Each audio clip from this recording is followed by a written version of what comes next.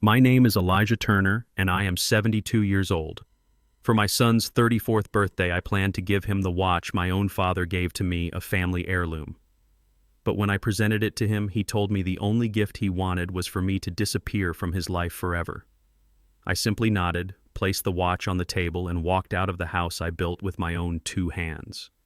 1 hour later, as their party continued, the police kicked down the front door and arrested my son. Before I tell you how a forgotten old man turned the tables, tell me in the comments where you're listening from. And please like and subscribe if you believe that respect for your elders is non-negotiable. The sound of smooth jazz did little to soften the hard, glossy surfaces of my own living room. It was a sound meant for cocktail lounges with dim lighting, not a home that once echoed with the warm laughter of my late wife, Rose. But this was Ashley's show, not mine. My daughter-in-law had transformed our family home into a sterile showroom, a backdrop for her relentless social climbing. I stood near the fireplace, its brickwork cool to the touch, and watched the parade of strangers. They were my son Kevin's friends, but they looked more like Ashley's accessories, all sharp suits and sharper smiles. They talked about stock options and cryptocurrency, their voices a meaningless hum against the music. I was an antique in a modern museum, a relic of a past everyone was eager to forget. My iced tea was lukewarm, the ice long gone. It was time. Taking a deep breath, I set the glass down on a coaster. Rose had always insisted on coasters, and made my way toward the center of the room where my son stood, his arm draped around Ashley's waist. "Happy birthday, son," I said. My voice was a low rumble, easily lost in the chatter. Kevin turned, a flicker of something, was it? Guilt crossing his face before a practiced smile locked into place.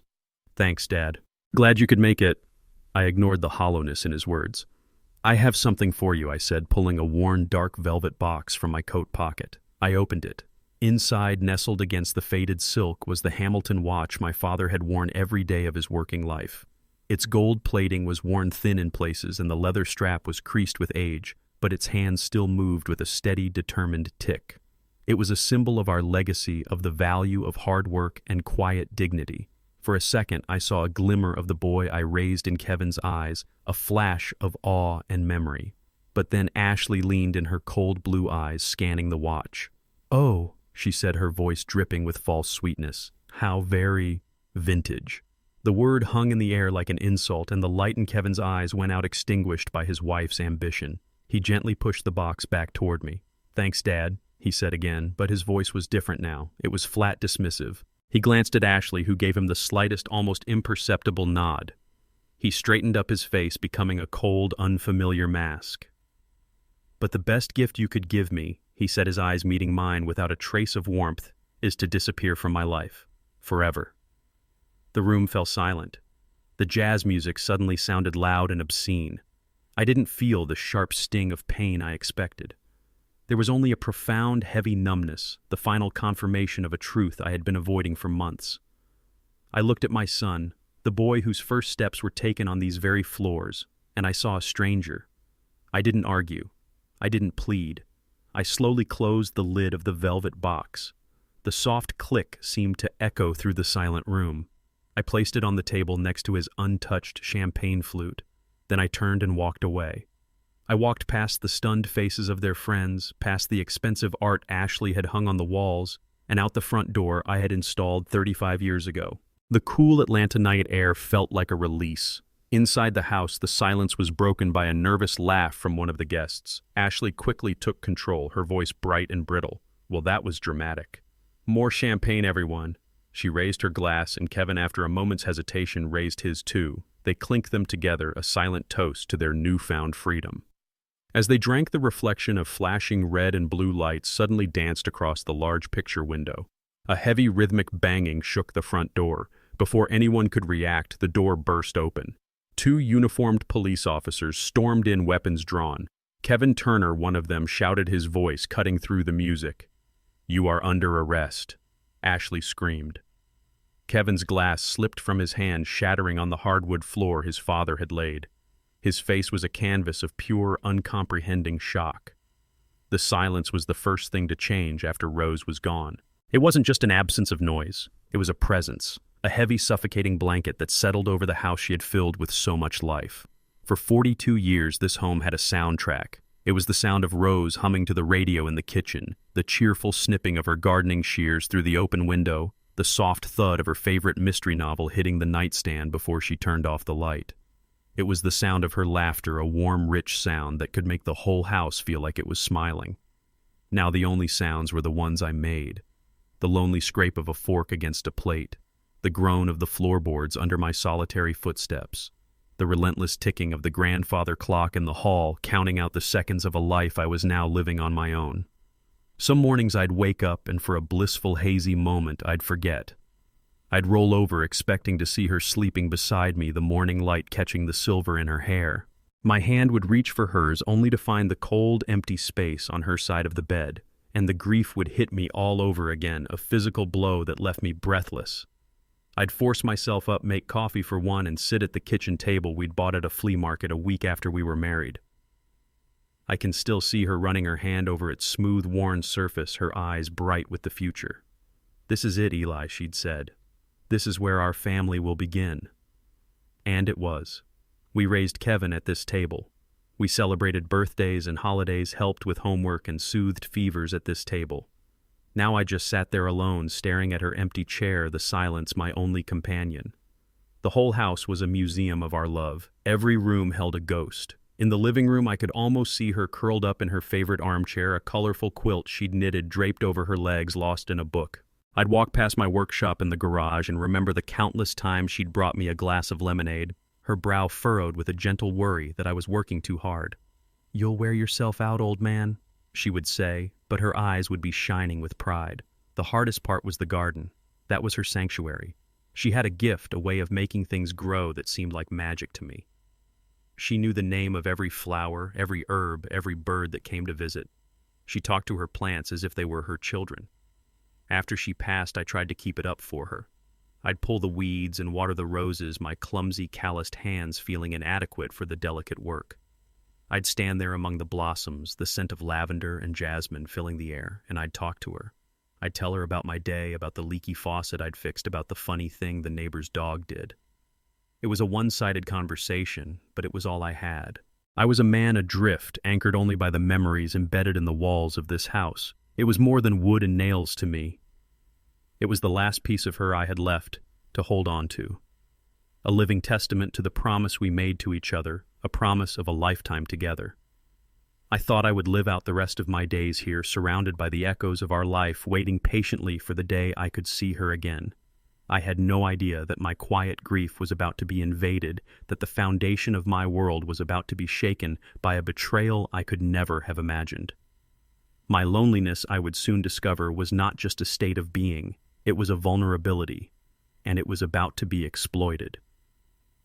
Ashley's campaign was one of attrition. It was a slow, steady erosion of everything Rose and I had built. She was clever. She never attacked directly. Instead, she used the language of concern, of practicality, of modern living. She cloaked her greed in the guise of helping an old man who simply couldn't see what was best for himself. Her first target was the garden. She'd stand on the pristine patio she'd convinced Kevin to install, looking down at Rose's vibrant, slightly wild flower beds with a look of distaste. I was reading an article, Eli, she'd say, her voice bright and helpful. It said that a low-maintenance, xeriscaped garden can increase a home's resale value by up to 15%. Think of the water savings, too. It's the responsible choice, really. She made it sound like Rose's passion for petunias was an act of environmental terrorism. She called the sturdy hand-built oak furniture in our living room heavy and dated. She suggested replacing it with sleek minimalist pieces that looked like they belonged in a dentist's waiting room. It's about creating a sense of space, Eli. Of light, she'd explain, as if I were living in a cave. Every suggestion was a dismissal. Every comment was a judgment. She was rewriting our history, painting our life together as something old-fashioned and unsophisticated that needed to be updated, upgraded, and eventually sold off to the highest bidder. She talked about the neighborhood's gentrification as if it were a godsend. "Did you see the new couple that moved in down the street? He's a surgeon. They tore the old house down and built a modern masterpiece. It's wonderful for our property values. She always said our. She had already laid claim to my home in her mind. She saw it not as a place of love and memory, but as a portfolio asset, a stepping stone on her climb up the social ladder. The most painful part was watching Kevin fall under her spell.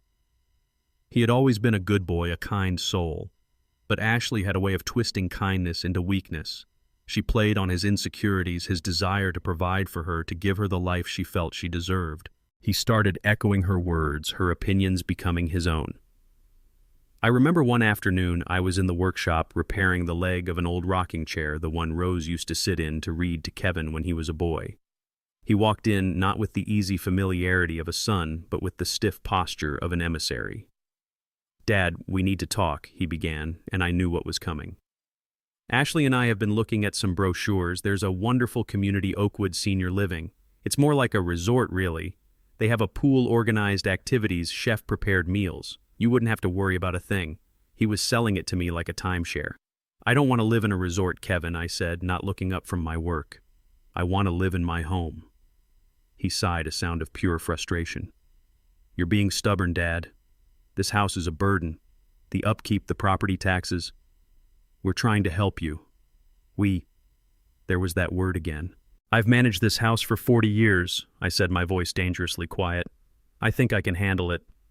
"But that's just it," he exclaimed, his voice rising. "You shouldn't have to. Ashley says we could sell this place and invest the money. We could get a condo for you, no maintenance, and use the rest as a down payment on a house in a better school district.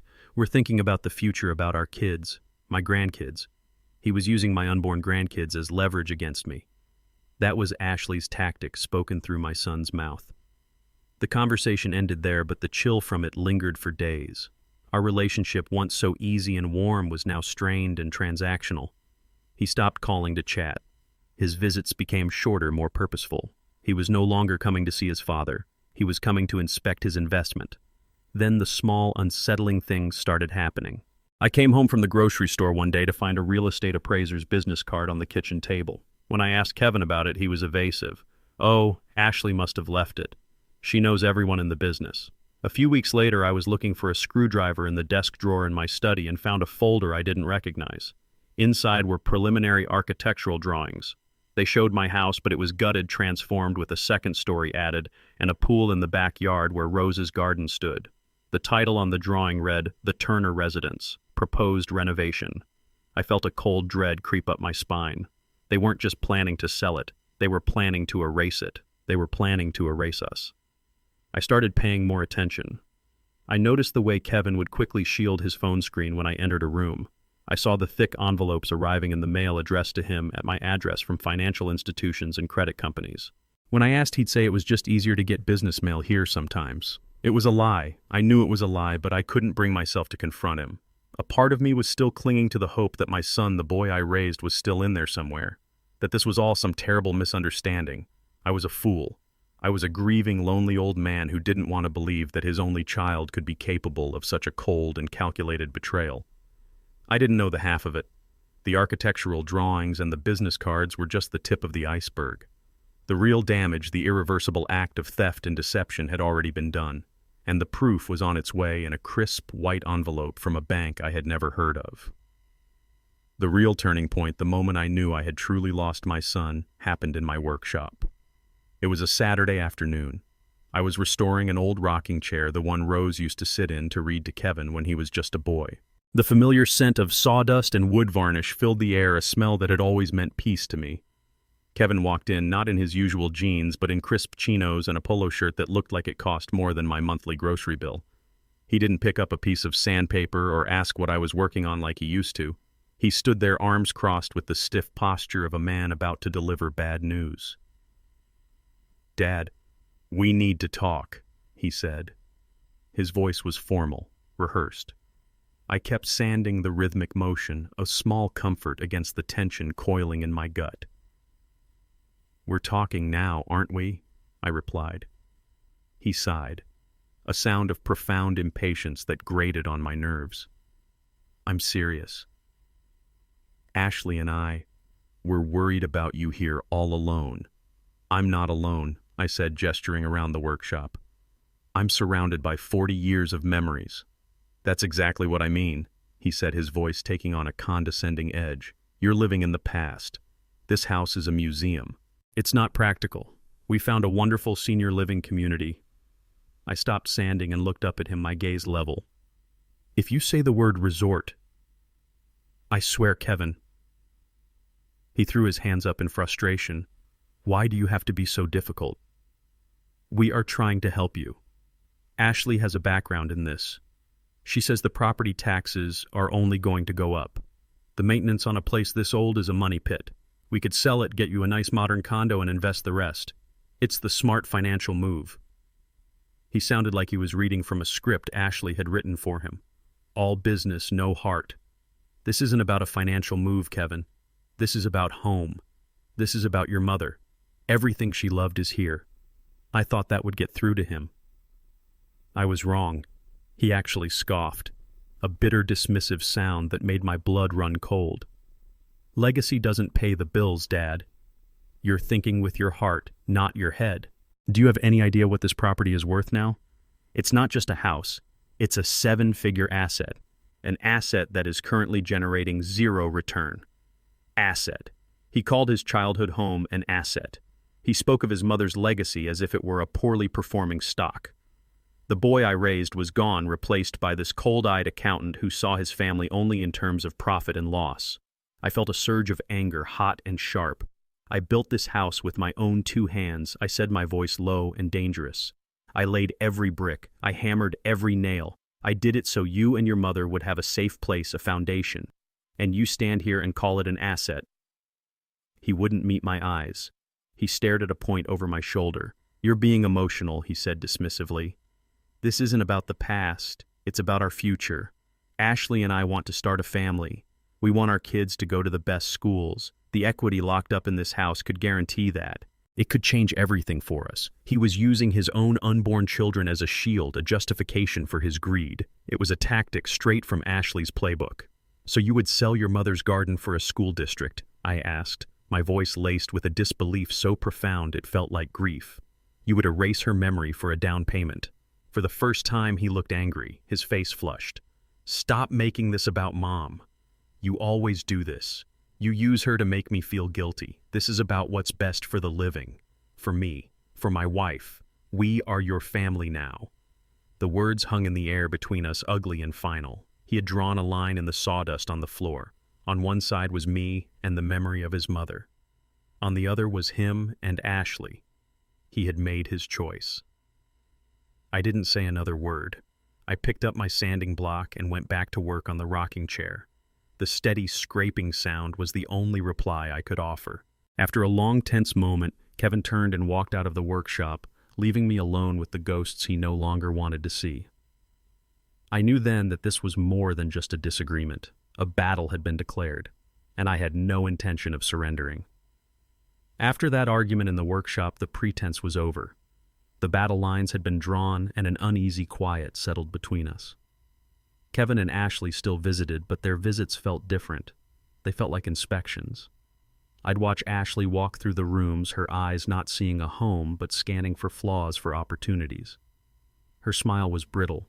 Her questions about my health a little too pointed. They were waiting for me to fade away to become a problem they could solve with a real estate agent and a moving van. It was during this time that I started to notice the small things, the little inconsistencies that pricked at the edge of my awareness like splinters under the skin. It began with the mail.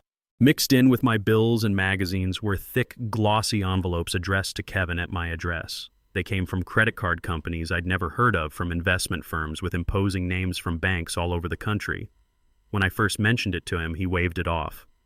"Oh, it's just easier to use this as a mailing address for some business things, Dad. My credit score is tied to a stable long-term address. It looks good. It sounded plausible, but it felt wrong. Why would a man with his own home need to use his father's address for his business mail? It felt like he was anchoring himself to my property, tethering his finances to my foundation in a way that made me deeply uncomfortable. Then came the phone calls. He'd be on his cell in the living room, his voice low and urgent, talking about wire transfers and closing dates. If I walked into the room, he would immediately change his tone, his posture stiffening. No, that's fine," he'd say loudly into the phone, his eyes darting towards me. "Just email me the final documents. I'll look them over." He'd hang up and offer a tight, unconvincing smile. Work stuff, he would say. Always a fire to put out. But he never looked like a man putting out a fire. He looked like a man trying to start one without getting burned. The final piece of the puzzle, the one that turned my unease into a cold, hard certainty, was a folder I found tucked away in my own study. I was looking for an old tax return and found it misplaced in the filing cabinet. It was a sleek professional folder, and inside were architectural drawings.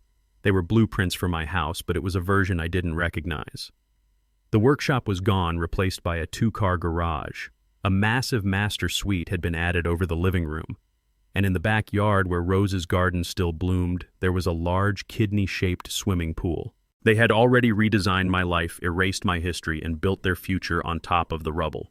I put the folder back, a cold dread washing over me. I didn't know the details. I didn't know the how or the when. But I knew with a certainty that settled deep in my bones that I was being betrayed. And the proof was already in the mail. It arrived on a Tuesday. Tuesdays were quiet days, the kind of day where the loudest sound was the hum of the refrigerator. I had a routine. I'd wake up, have my coffee, read the paper on the porch, and then around 10 o'clock I'd walk down the long driveway to the mailbox. It was a small ritual, but it was mine. It was a connection to the world, a signal that another day had begun. I remember the air was warm that morning with the sweet smell of honeysuckle drifting over from the neighbor's fence. I opened the small metal door of the mailbox and pulled out the usual stack. There was a circular from the grocery store, a bill for the electricity, a letter from my old army buddy, and a handful of glossy junk mail promising me everything from a new roof to a trip to the Bahamas. I was about to head back to the house when I saw it tucked between a catalog and a credit card offer. It was a thick, cream-colored envelope. It felt heavy, important. The return address was embossed in a deep blue font, Sterling Trust Bank. The name meant nothing to me. I had banked with the same local credit union for over 40 years. They knew me by name there. They'd ask about Rose, and then, after she passed, they'd ask how I was holding up, their eyes filled with genuine sympathy. Sterling Trust Bank sounded cold, corporate, and completely foreign. My first instinct was to toss it into the recycling bin with the rest of the junk. It was probably just another one of those deceptive loan offers designed to look official to trick old folks like me. But I paused. My hand hovered over the bin. Something held me back. Maybe it was the weight of the paper. Maybe it was the formal, serious look of the logo. Or maybe it was a gut feeling, a cold knot tightening in my stomach that connected this strange letter to the hushed phone calls, the architectural drawings, and my son's increasingly distant eyes. All those little splinters of doubt suddenly felt like they were converging into a single sharp point. This wasn't junk mail. I knew it with a certainty that chilled me despite the warm morning sun. This was something else. Holding the envelope, I walked slowly back to the house. The front door, the one I used to be able to fix with my eyes closed, suddenly felt like the entrance to a stranger's home. I sat down at the kitchen table in my usual chair and stared at the letter. My name and address were printed perfectly in the center. It knew who I was, and I had a terrible feeling that I was about to find out exactly what it wanted. My fingers felt stiff and clumsy as I slid a butter knife under the seal of the envelope. It tore unevenly, leaving a ragged edge. I pulled out a thick sheaf of papers folded neatly in three. The letterhead was the same deep blue as the envelope, crisp and official. I unfolded it. The words at the top jumped out at me. Home Equity Line of Credit. Final Disbursement Notice. I stared at the phrase, my mind refusing to process it. Home equity. Line of credit. I'd never taken out a second mortgage in my life. I owned this house free and clear. I had the deed locked away in a safe deposit box. Rose and I had burned the mortgage papers in a little ceremony in the backyard a decade ago. It was one of our proudest moments. This had to be a mistake, some kind of aggressive marketing, a scam. I almost laughed with relief. Of course. They send these things out hoping to scare you into calling. I kept reading, my eyes scanning the page for the fine print, the catch. Dear Mr. Elijah Turner, it began. This letter serves as confirmation that the final disbursement from your home equity line of credit account number ending in 7854 has been completed. My heart began to beat a little faster. An account number. That felt too specific for a scam. I continued down the page, my eyes drawn to the numbers listed in neat columns. Total credit line approved $250,000.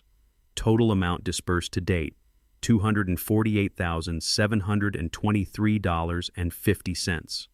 Available credit, $1,276.50.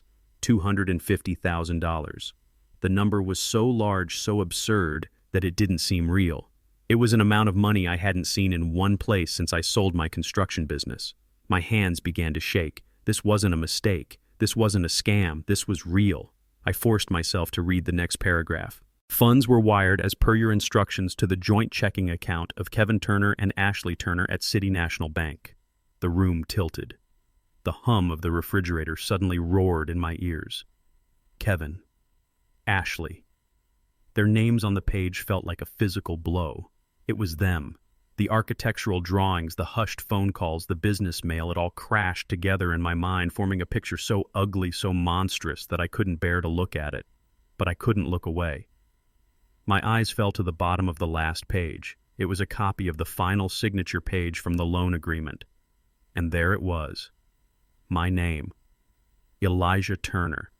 Signed in a looping, confident script that was a near-perfect imitation of my own. But it wasn't mine. The angle was slightly off. The E was too rounded. I had signed my name thousands of times in my life on contracts, on checks, on birthday cards. I knew its shape, its rhythm, its soul. And this signature was a soulless forgery. A lie written on a legal document. A betrayal that stole not just my money but my name, my identity. They had taken out a massive loan against the house my wife and I had spent our lives building, the only real wealth we ever had. And they had done it behind my back, using a stranger to forge my name. The coffee I had drunk earlier turned to acid in my stomach. I felt a wave of nausea so powerful, I had to grip the edge of the table to steady myself. The quiet of my kitchen was shattered. It was no longer a place of peace of memory. It was a crime scene. And my son, my only child, was the criminal. The pain was indescribable. It was a physical tearing sensation in my chest, as if my heart was being ripped in two. The grief for my son was somehow sharper, more devastating than the grief I felt for my wife. When Rose died, I lost my past. But in that moment, staring at a forged signature, I realized I had just lost my future. I sat there for a long time, the papers spread out on the kitchen table like a verdict. The initial wave of shock left me trembling, hollowed out. It felt like the world had been muted. The ticking of the clock, the distant sound of a lawnmower, everything faded into a dull roar in my ears. My first thought was of Rose. A strange sense of relief washed over me that she wasn't here to see this. This betrayal would have broken her heart in a way that even her illness never could.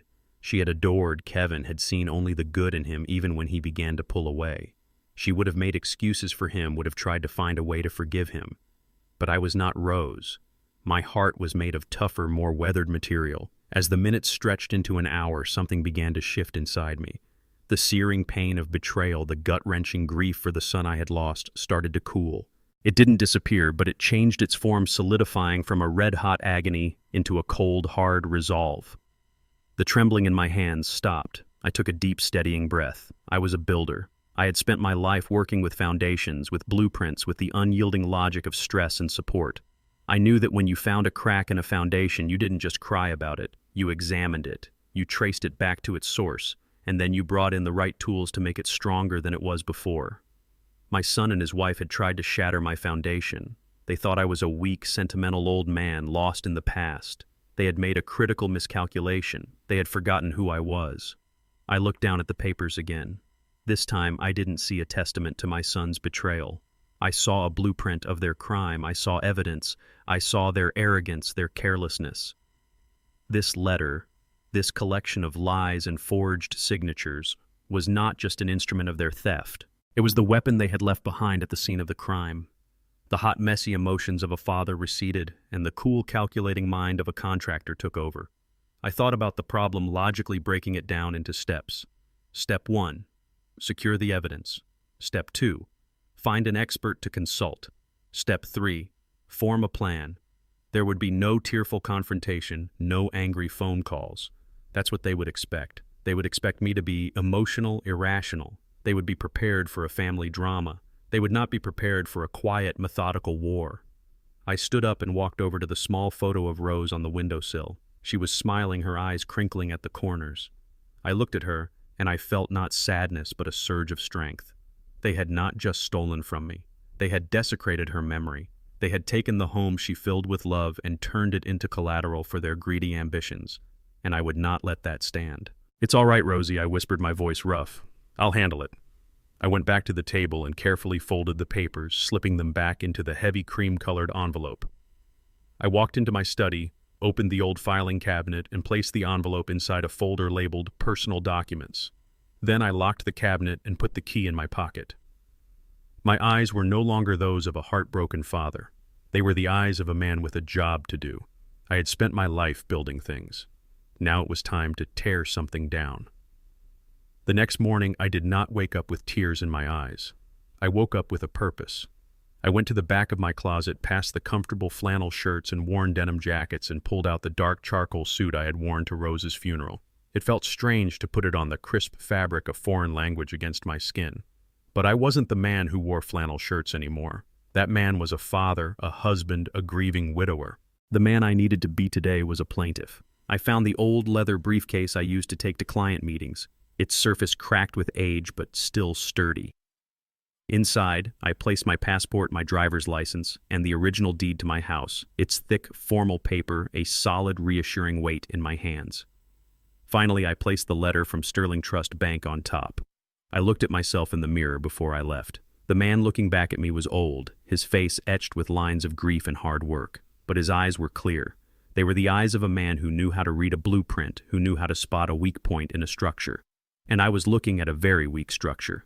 The Sterling Trust Bank was located downtown, a cold monument of glass and steel that seemed designed to make a man feel small. The air inside was chilled, and the silence was punctuated only by the soft clicking of keyboards and the hushed, reverent tones of people talking about money. It was a world away from my local credit union where the tellers knew my name and always had a dog treat ready for the neighbor's golden retriever. Here I was, anonymous and interruption. I approached a young woman at a large marble desk. She looked up from her computer, her smile professionally polite but entirely without warmth. "How can I help you, sir?" she asked. "I need to speak with the bank manager," I said, my voice steady. She blinked. Regarding a fraudulent account that has been opened in my name." Her smile faltered. This was not in her script. "Sir, for account inquiries, you'll need to call our customer service hotline." "This is not an inquiry," I said, my voice dropping slightly, becoming harder. "This is an accusation, and it is one I intend to make to the manager in person. Today." I let the words hang in the air. She stared at me for a moment, then picked up her phone and spoke in a low voice. A few minutes later, a man in a perfectly tailored suit emerged from an office. His name was Mr. Davies, and his handshake was as cold as the marble desk. He led me into a glass-walled office and gestured for me to sit. He sat opposite me, leaning back in his chair with an air of weary authority. "Now, Mr. Turner," he began, his tone patronizing, "my colleague tells me you have some concerns about an account. Let's see if we can clear this up." He thought I was a confused old man. That was good. Let him think that. I said nothing. I simply opened my briefcase and placed the letter on his desk. He picked it up, his eyes scanning the first few lines. He tapped a few keys on his keyboard. "Ah, yes," he said, looking at his screen. "The Turner account. A home equity line of credit. I see it right here. Everything appears to be in order. The disbursements were made according to the agreement." He was trying to dismiss me to end the conversation with the authority of his computer screen. I reached back into my briefcase and pulled out my driver's license and my passport. I slid them across the desk. "That is my legal name, my date of birth, and my signature," I said calmly. He glanced at them, then back at his screen. A flicker of uncertainty crossed his face. "Now look at the signature on the loan agreement you have on file."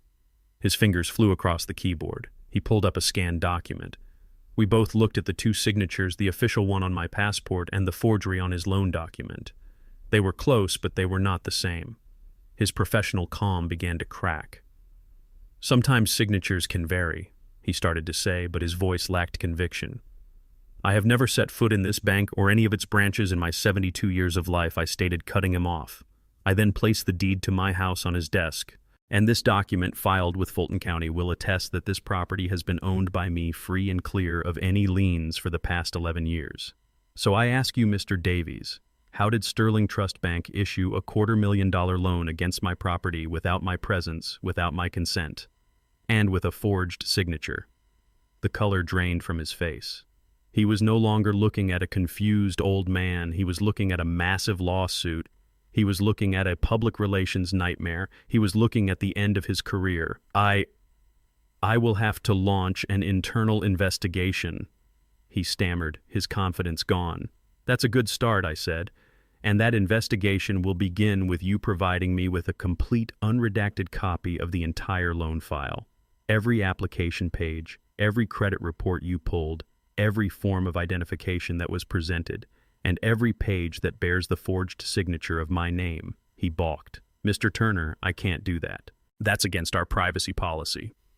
Is it also against your policy to conspire in felony fraud? I asked, my voice like ice. Because the way I see it, you have two choices. You can cooperate with me, the victim of a crime that your bank either enabled or incompetently allowed. Or you can force me to leave this office and make my next calls to the Federal Deposit Insurance Corporation, the Georgia State Banking Commission, and the Atlanta Police Department. I already have a lawyer on retainer. The choice is yours. He stared at me, his mouth opening and closing silently. The fight was over. He knew it. I knew it. He picked up his phone. Jessica, he said, his voice strained. Cancel my next meeting. I need you to make a full copy of the Turner HELOC file.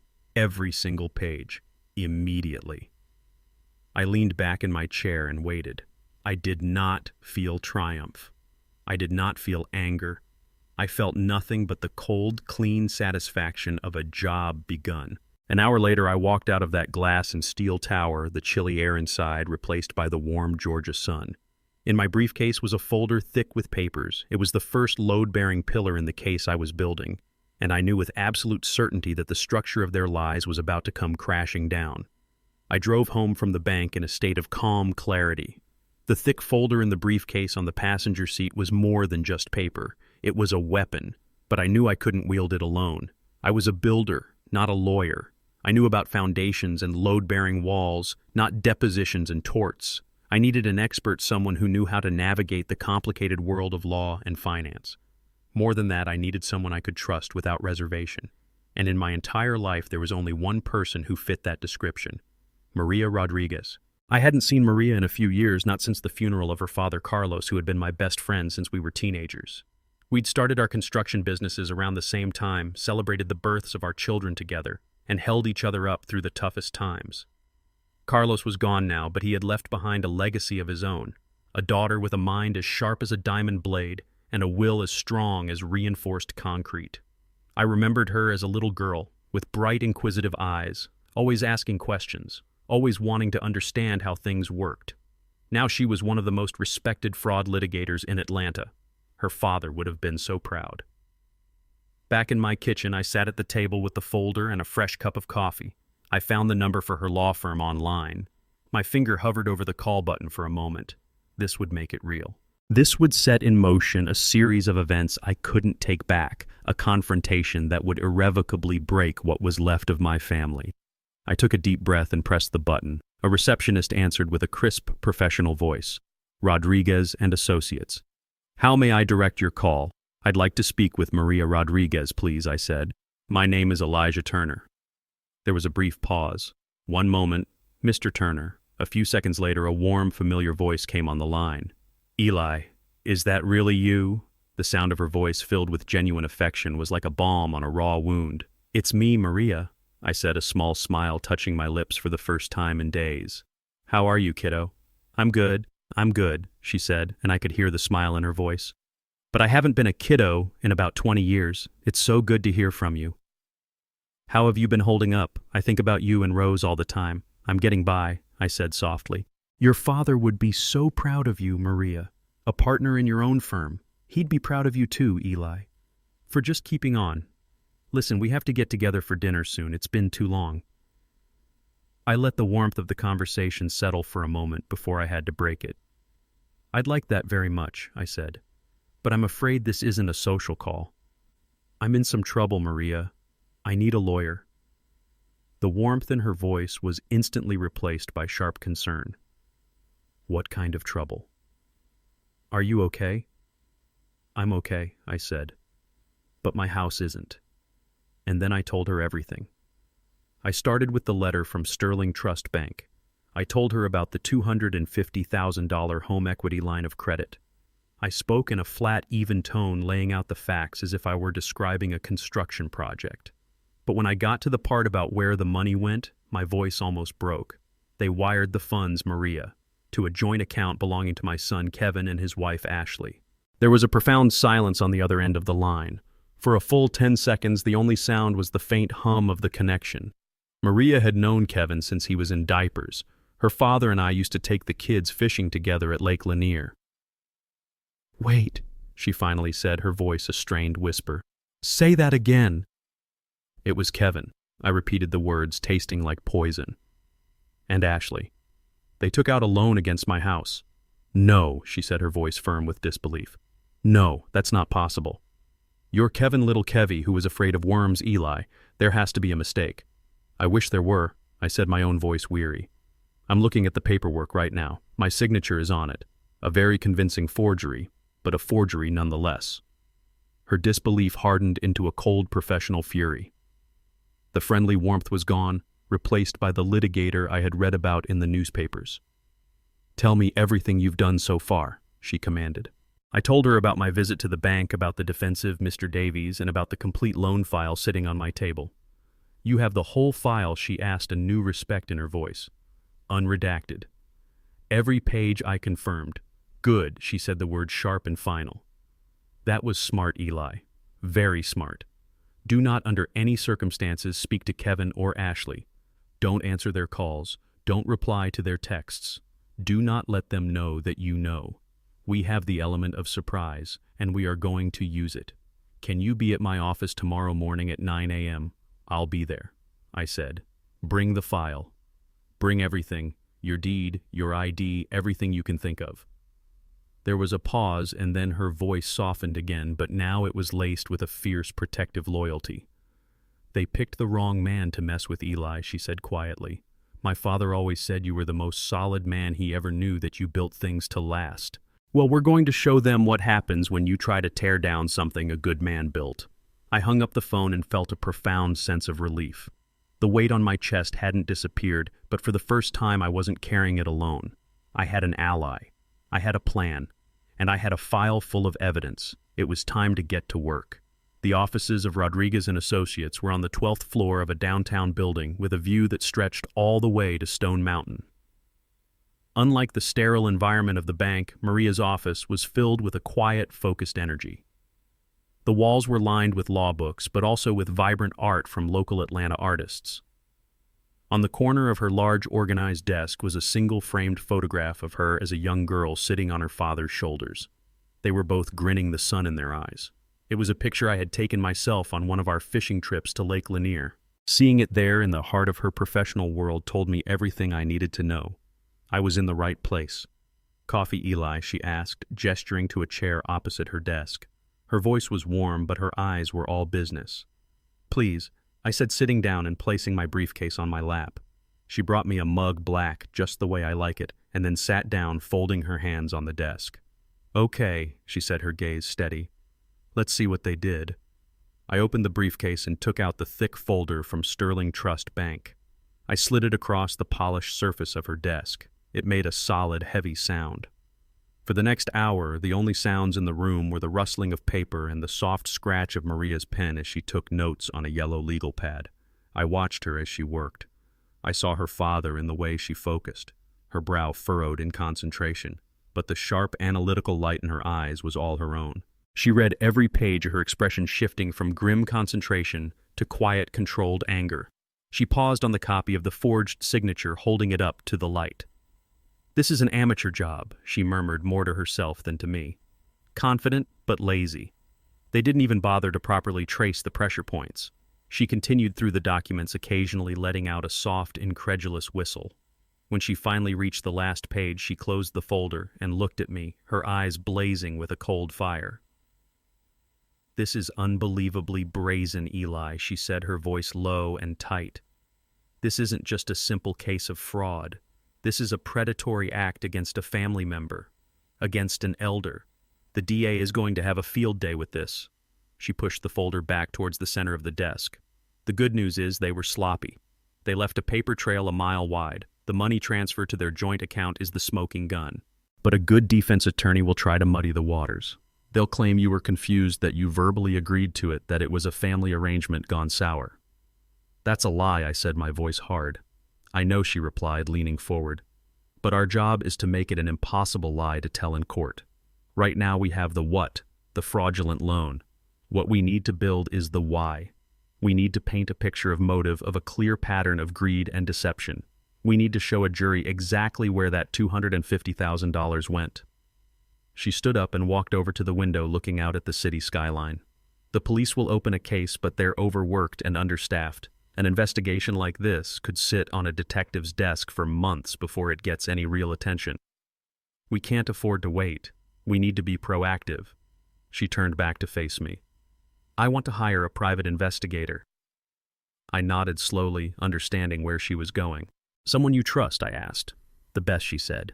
His name is Marcus Evans. Ex-APD, runs his own agency now. He's discreet, he's thorough, and he knows how to find things people don't want found. I want him to do a full financial workup on Kevin and Ashley. I want to see every credit card statement, every bank transfer, every major purchase they've made in the last 6 months. Did they buy a new car? Take a fancy vacation? I want to know where they ate lunch yesterday. I want him to find out everything he can about Ashley's new business. Who are her partners? Where did the seed money come from? I want to build a timeline that shows a deliberate, calculated plan to defraud you for their own personal gain. She walked back to her desk and sat down, her expression intense. This is the strategy, Eli. We build an ironclad criminal case with Marcus's findings.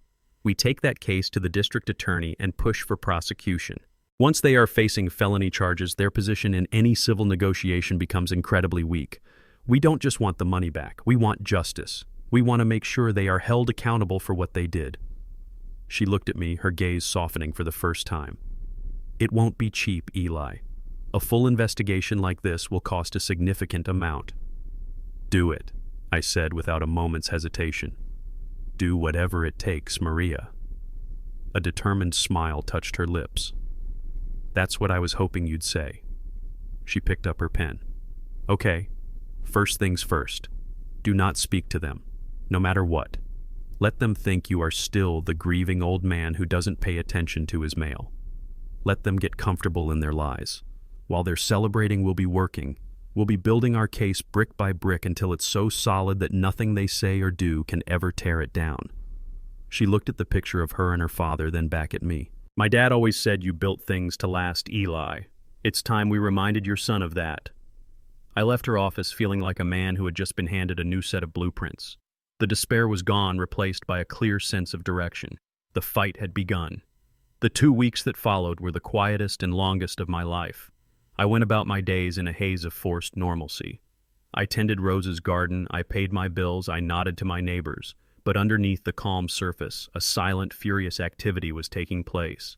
I was an actor playing the part of a lonely old man, while behind the curtain my allies were assembling the machinery of justice. The call from Maria came on a Thursday afternoon. He's done, she said, her voice tight with a satisfaction that sent a jolt through me. Marcus is finished. Can you come to the office tomorrow morning? The next day I was back in Maria's conference room. This time there was a third person at the table. Marcus Evans was a man who seemed to take up more space than his physical size suggested.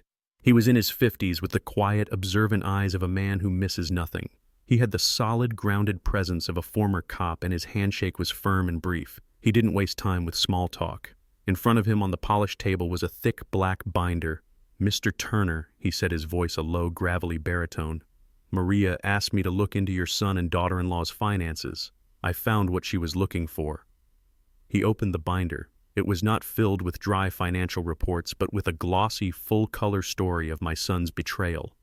He started by sliding a photograph across the table. It was of Ashley stepping out of a brand-new, gleaming white BMW sunglasses perched on her head. She was carrying a shopping bag from a designer store I'd never heard of. She bought this 3 months ago, Marcus said, his voice flat, paid $58,000 for it. In cash, from their joint account. He then laid out a series of credit card statements, the pages filled with charges that made my head spin. $300 dinners at restaurants downtown. A weekend spa retreat that cost more than my monthly mortgage payment used to. Receipts from Gucci, from Neiman Marcus, from high-end jewelry stores. It was a portrait of a lifestyle built on my life's savings, a hedonistic spree funded by a forged signature. Seeing it all laid out in black and white, the casual, arrogant wastefulness of it all was like a punch to the gut. I remained silent, my hands clasped tightly in my lap, my face a mask of stone. "They were celebrating," Maria said quietly, looking at me with sympathetic eyes. I just nodded. Then came the next set of documents: airline tickets, hotel confirmations, restaurant bills. 6 weeks ago, Marcus continued, they took a 2-week vacation to Europe. Flew business class to Rome, stayed in 5-star hotels on the Amalfi Coast, then a few days in the Greek islands. He slid another photo across the table. This one was a printout from what he said was Ashley's public social media page. It was a picture of her and Kevin smiling on a balcony overlooking a sparkling blue sea. They were holding champagne glasses, looking tanned and happy and carefree. The caption she had written underneath read, "My amazing husband surprised me with the trip of a lifetime. Feeling so blessed and grateful." Grateful. The word was a slap in the face. They were toasting their good fortune with my money, with the equity I had painstakingly built over 40 years of hard labor while I was at home eating alone in my quiet kitchen. I felt Maria's hand rest gently on my arm for a moment. I didn't flinch. I just continued to stare at the picture of my smiling, thieving son. But Marcus wasn't finished. He saved the worst for last. He turned to the final section of the binder. "This is the big one," he said. He laid out a series of official-looking documents. They were the corporate registration papers for a new business. Ashley Turner Properties, LLC. It had been formed 4 months ago. He then produced a bank statement from Ashley's new business account. It showed an initial deposit, a single wire transfer for $150,000. The transfer had come directly from Kevin and Ashley's joint account just 2 days after the final disbursement from my fraudulent home equity line of credit. There it was. The entire ugly truth laid bare on the conference room table. This wasn't just about a fancy car and a European vacation.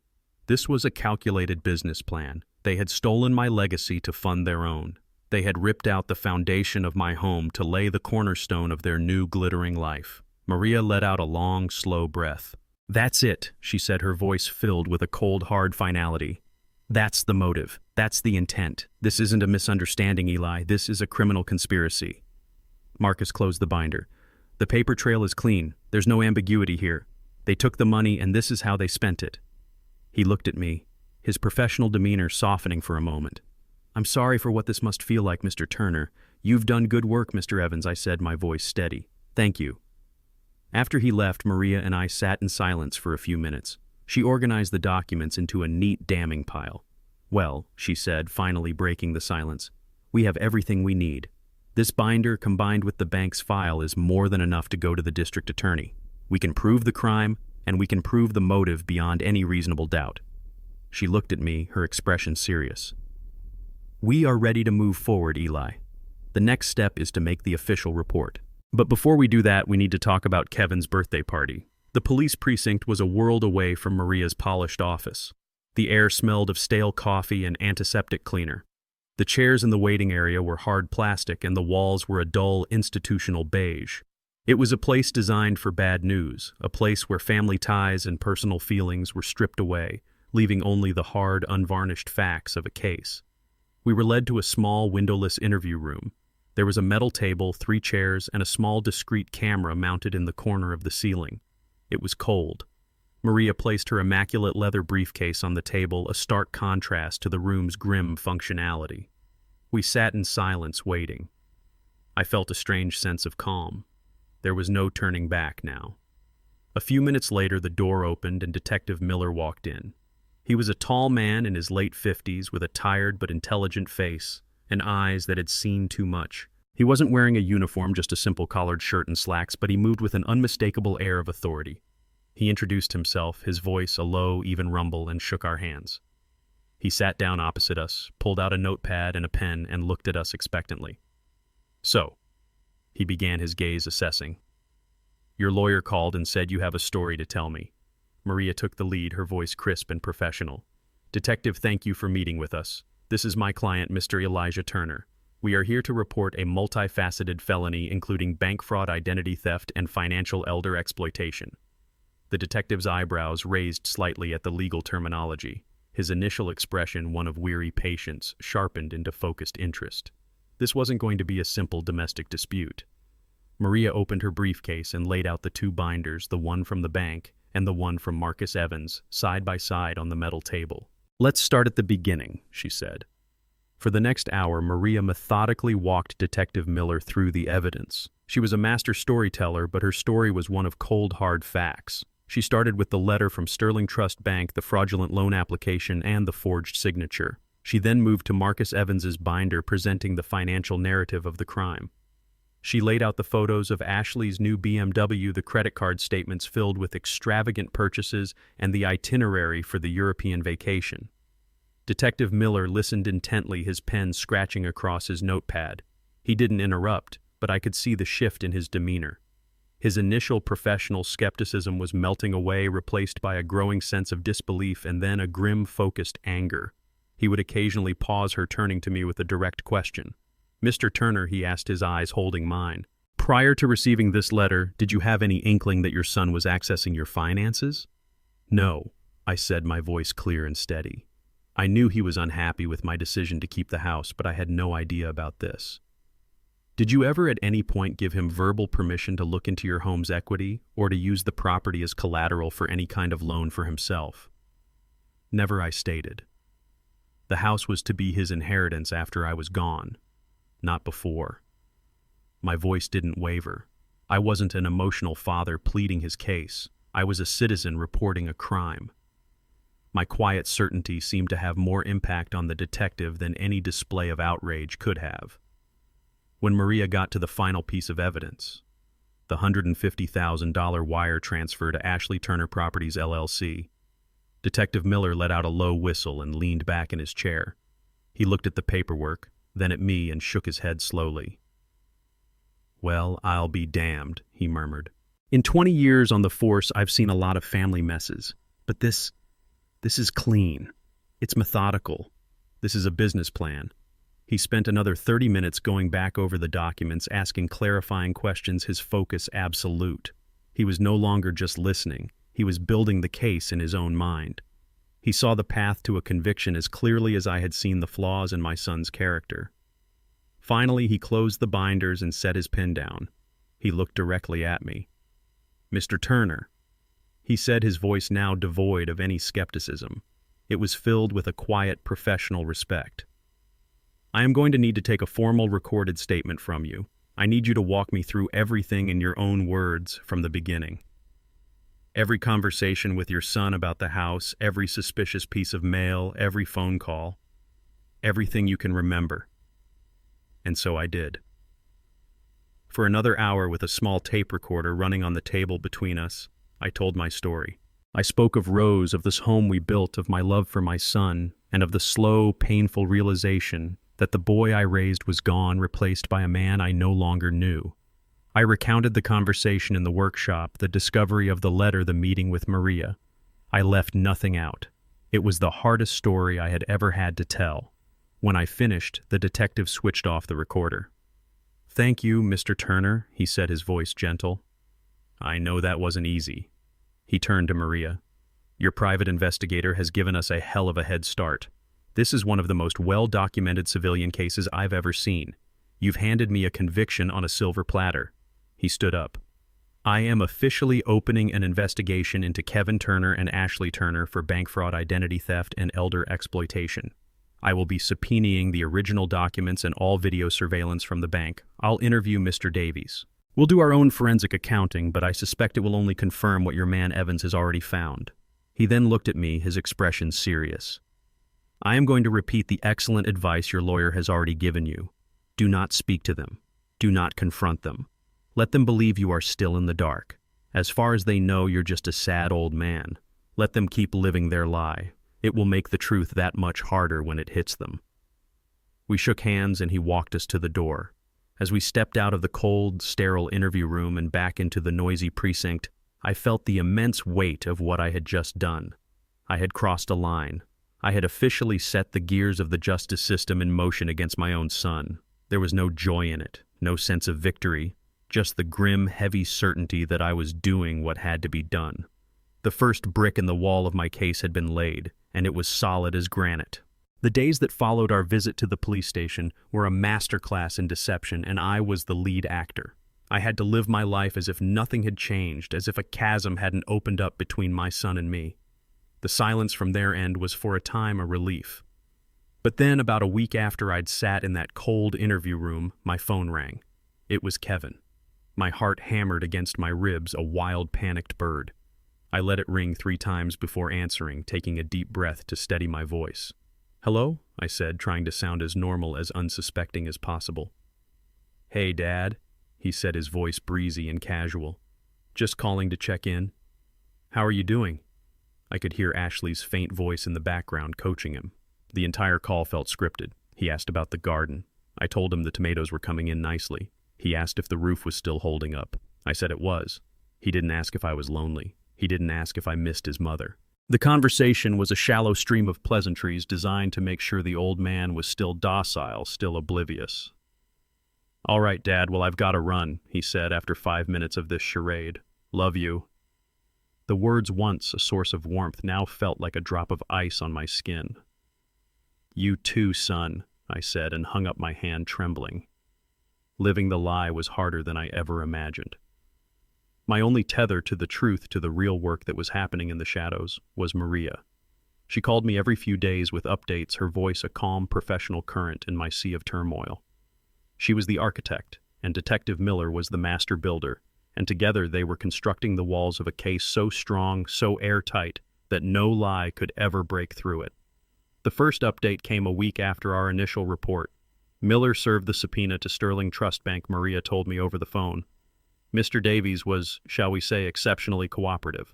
Miller got the originals of every document plus all internal emails related to the account, and most importantly, the full high-definition surveillance video from the day the loan was signed. She paused and I could hear her smile. "And it's a masterpiece, Eli." She described the video to me in vivid detail. There was Kevin looking confident and relaxed. There was Ashley smiling at the loan officer, her charm turned up to its highest setting. And between them was a third man, a stranger with shifty eyes and a cheap suit. Maria described the moment he sat down, presented a fake driver's license with my name on it, and signed the documents with a flourish. Miller said it was like watching a bad movie, Maria said. They weren't even nervous. They were arrogant. The next update came a few days later. The GBI forensics lab came back with their report on the signature, Maria said. "It's a conclusive non-match to you and a conclusive match to the signature on the fake ID. Legally speaking, Eli, this is a silver bullet. An expert witness will testify that you were not the person who signed that document. It elevates the case from a family dispute to a documented, verifiable act of identity theft." Each update was another brick in the wall. The foundation was solid. The next step was to find the man in the cheap suit. Detective Miller, Maria explained, was old school and thorough. His team ran the man's face from the surveillance footage through their facial recognition database. They got a hit. His name was Leo Gallo, a small-time con artist with a string of prior arrests for check fraud and petty scams. He was known in the system. "Miller's team has put a tail on him," Maria explained. "They're not arresting him yet. That's the smart play. They want to see who he talks to, where he goes. They're giving him enough rope to lead them right back to the source." The most difficult update was the final one. Detective Miller had assigned a forensic accountant from his own department to create an official money trail. The report he produced was a cold, clinical echo of what Marcus Evans had already found, but now it had the seal of the Atlanta Police Department on it.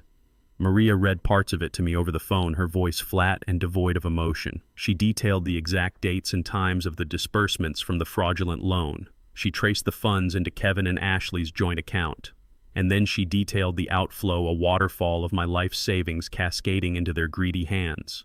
The $58,000 cashier's check to the BMW dealership, the $32,000 charge to the luxury travel agency, the endless stream of purchases at high-end boutiques and five-star restaurants, and finally the massive $150,000 wire transfer to Ashley Turner Properties, LLC.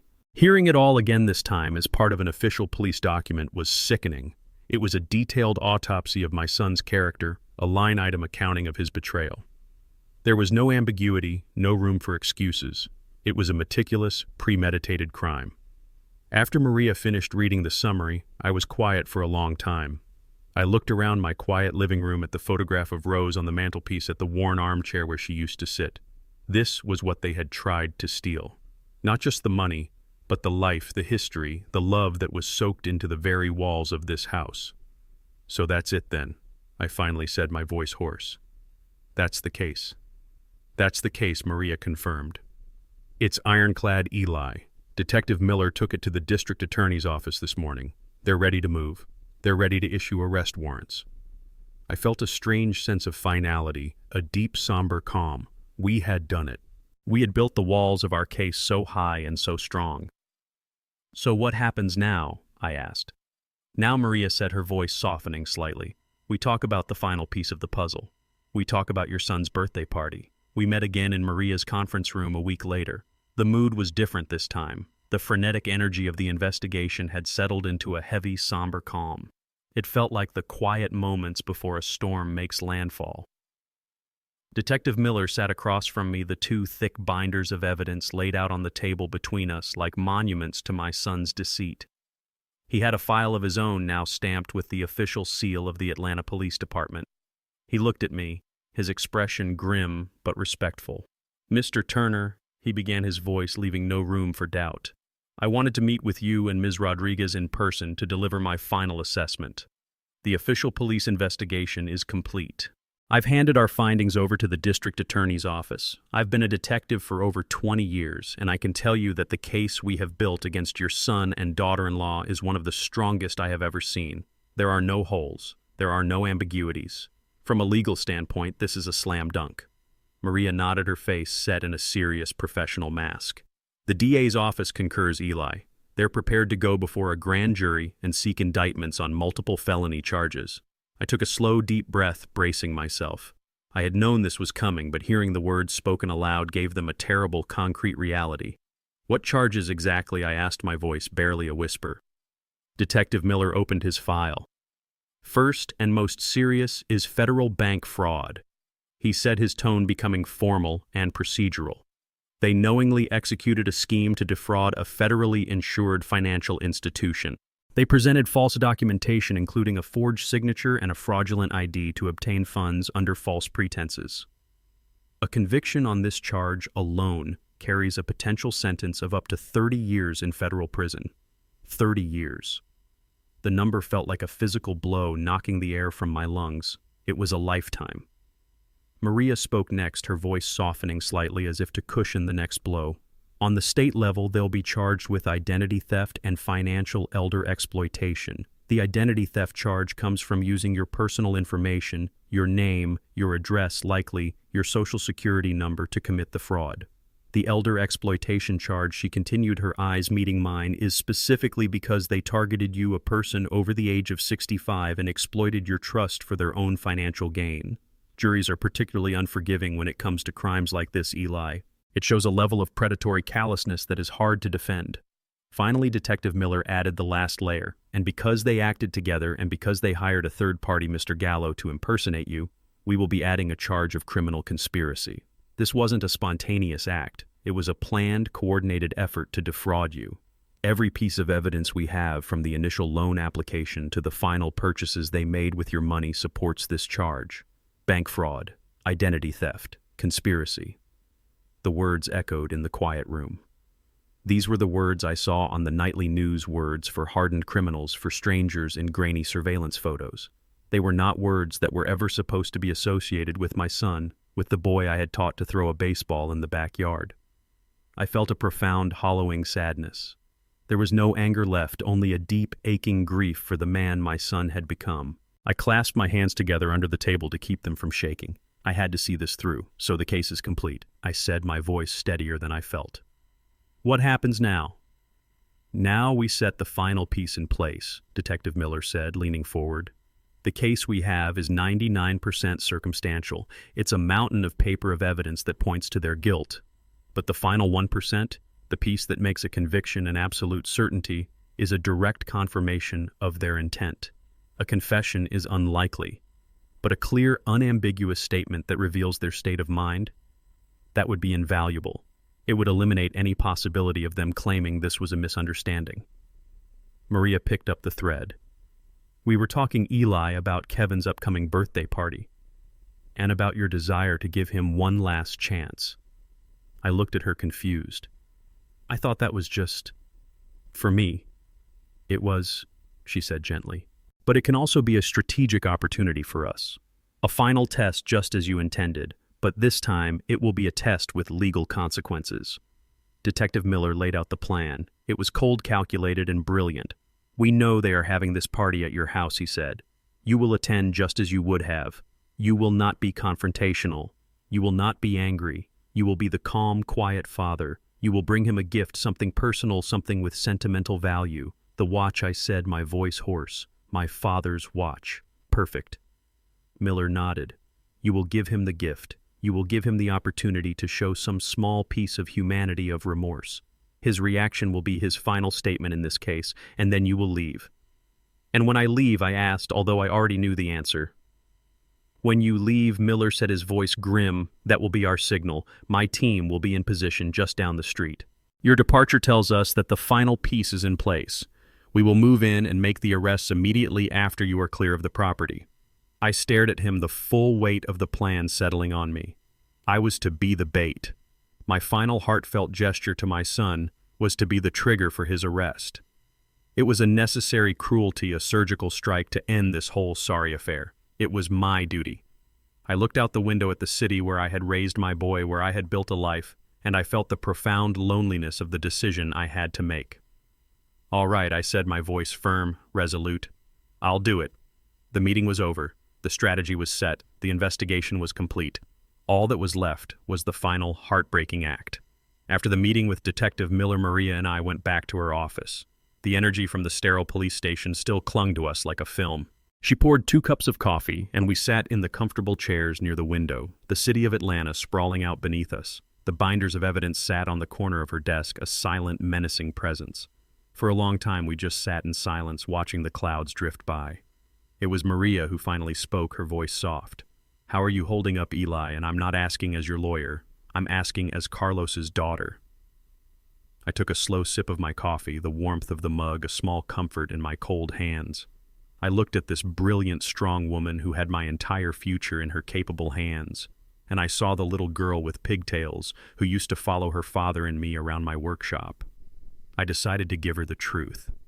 My head is fine, Maria, I said, my voice quiet but clear. My head understands the facts. It sees the evidence.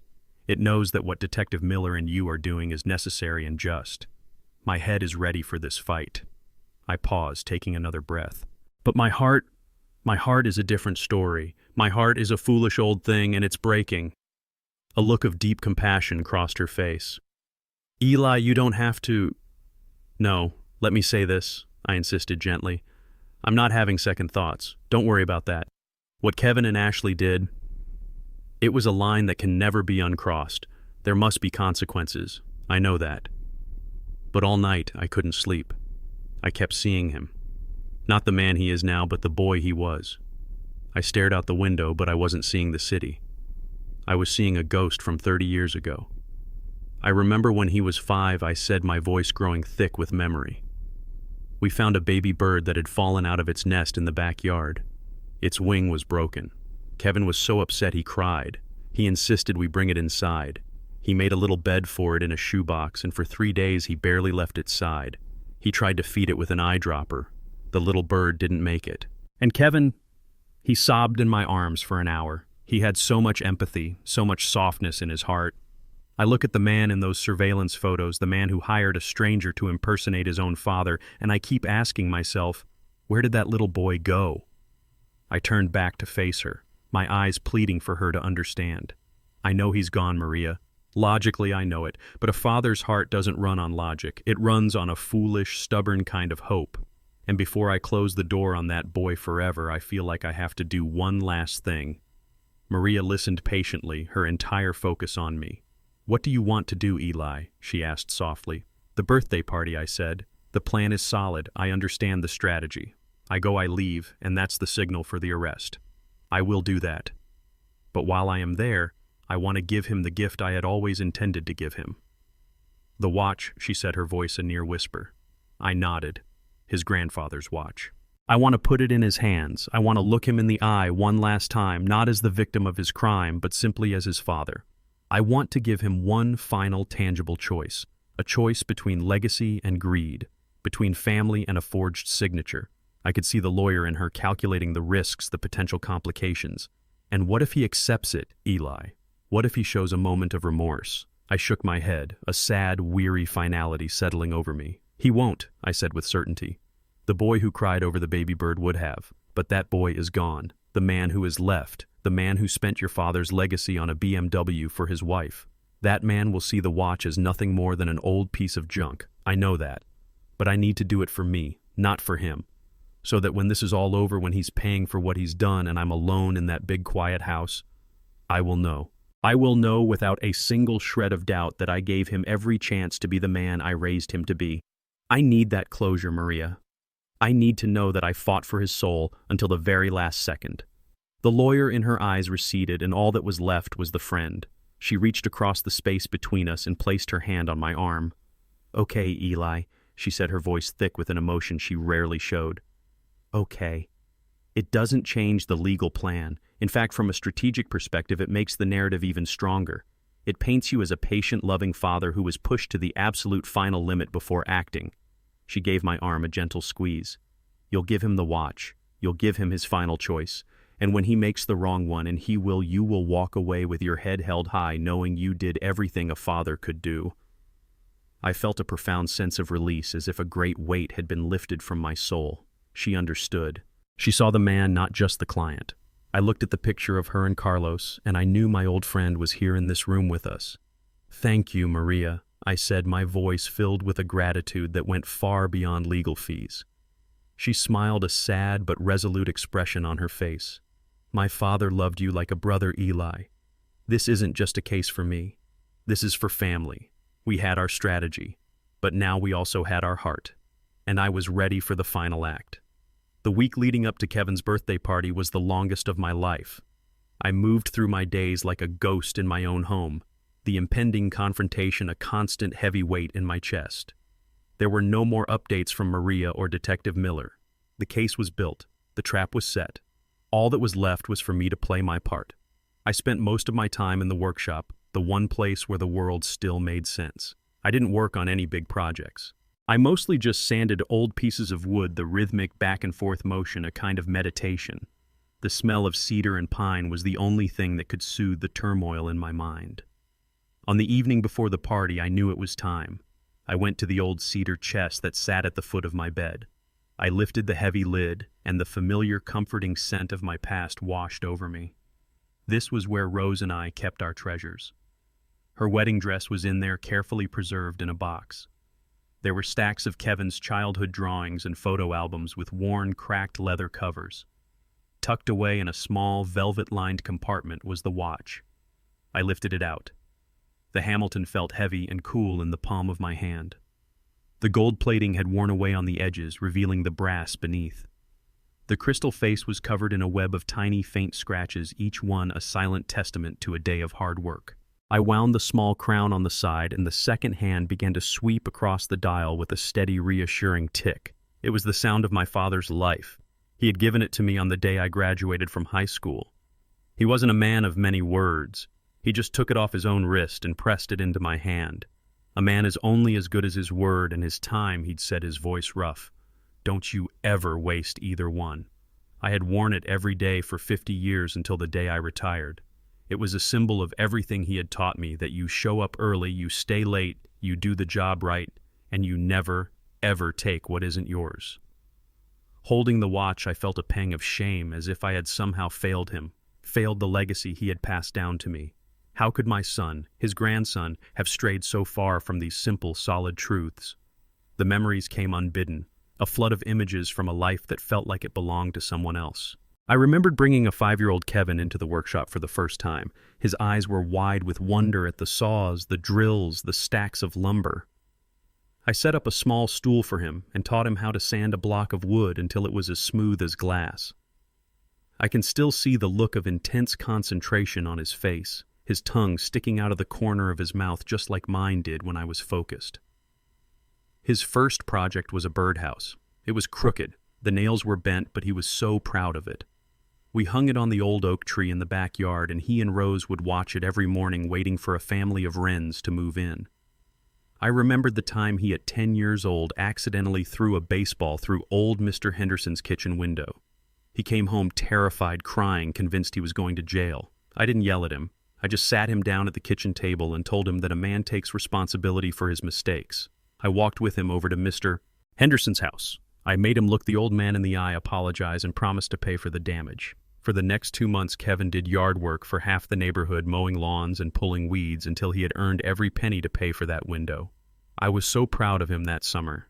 He had learned about accountability, about honor. Where was that boy now? When did taking responsibility for your actions become a foreign concept to him? I thought of his high school graduation. He was the valedictorian. Rose and I sat in the audience holding hands, our hearts swelling with a love so fierce it felt like it could light up the entire auditorium. He stood up on that stage, so handsome and confident in his cap and gown, and he spoke about the future, about building a better world. He talked about integrity. He talked about compassion. He thanked us, his parents, for teaching him the value of hard work. We both cried. We had done it. We had raised a good man. Or so we thought. Was it all a lie? Was he just saying the words he knew we wanted to hear? Or did he believe them then only to lose them somewhere along the way? Corrupted by the easy allure of Ashley's shallow, materialistic world, I found myself questioning everything. Had I given him too much? Had I made his life too easy, shielding him from the kinds of struggles that build real character? Had my love for him been a blind spot, preventing me from seeing the cracks that were forming in his foundation long ago? The questions were a torment, a spiral of self-doubt that offered no easy answers. But as I sat there, the watch ticking softly in my hand, a quiet sense of clarity began to settle over me. I had done my best. I had raised my son with the values my own father had given me. I had taught him right from wrong. The man he had become was the product of his own choices. He had chosen Ashley's influence over mine. He had chosen greed over integrity. He had chosen to break the heart of the father who had given him everything. My role in his life as a teacher and a guide was over. My final role was a painful one, but a necessary one.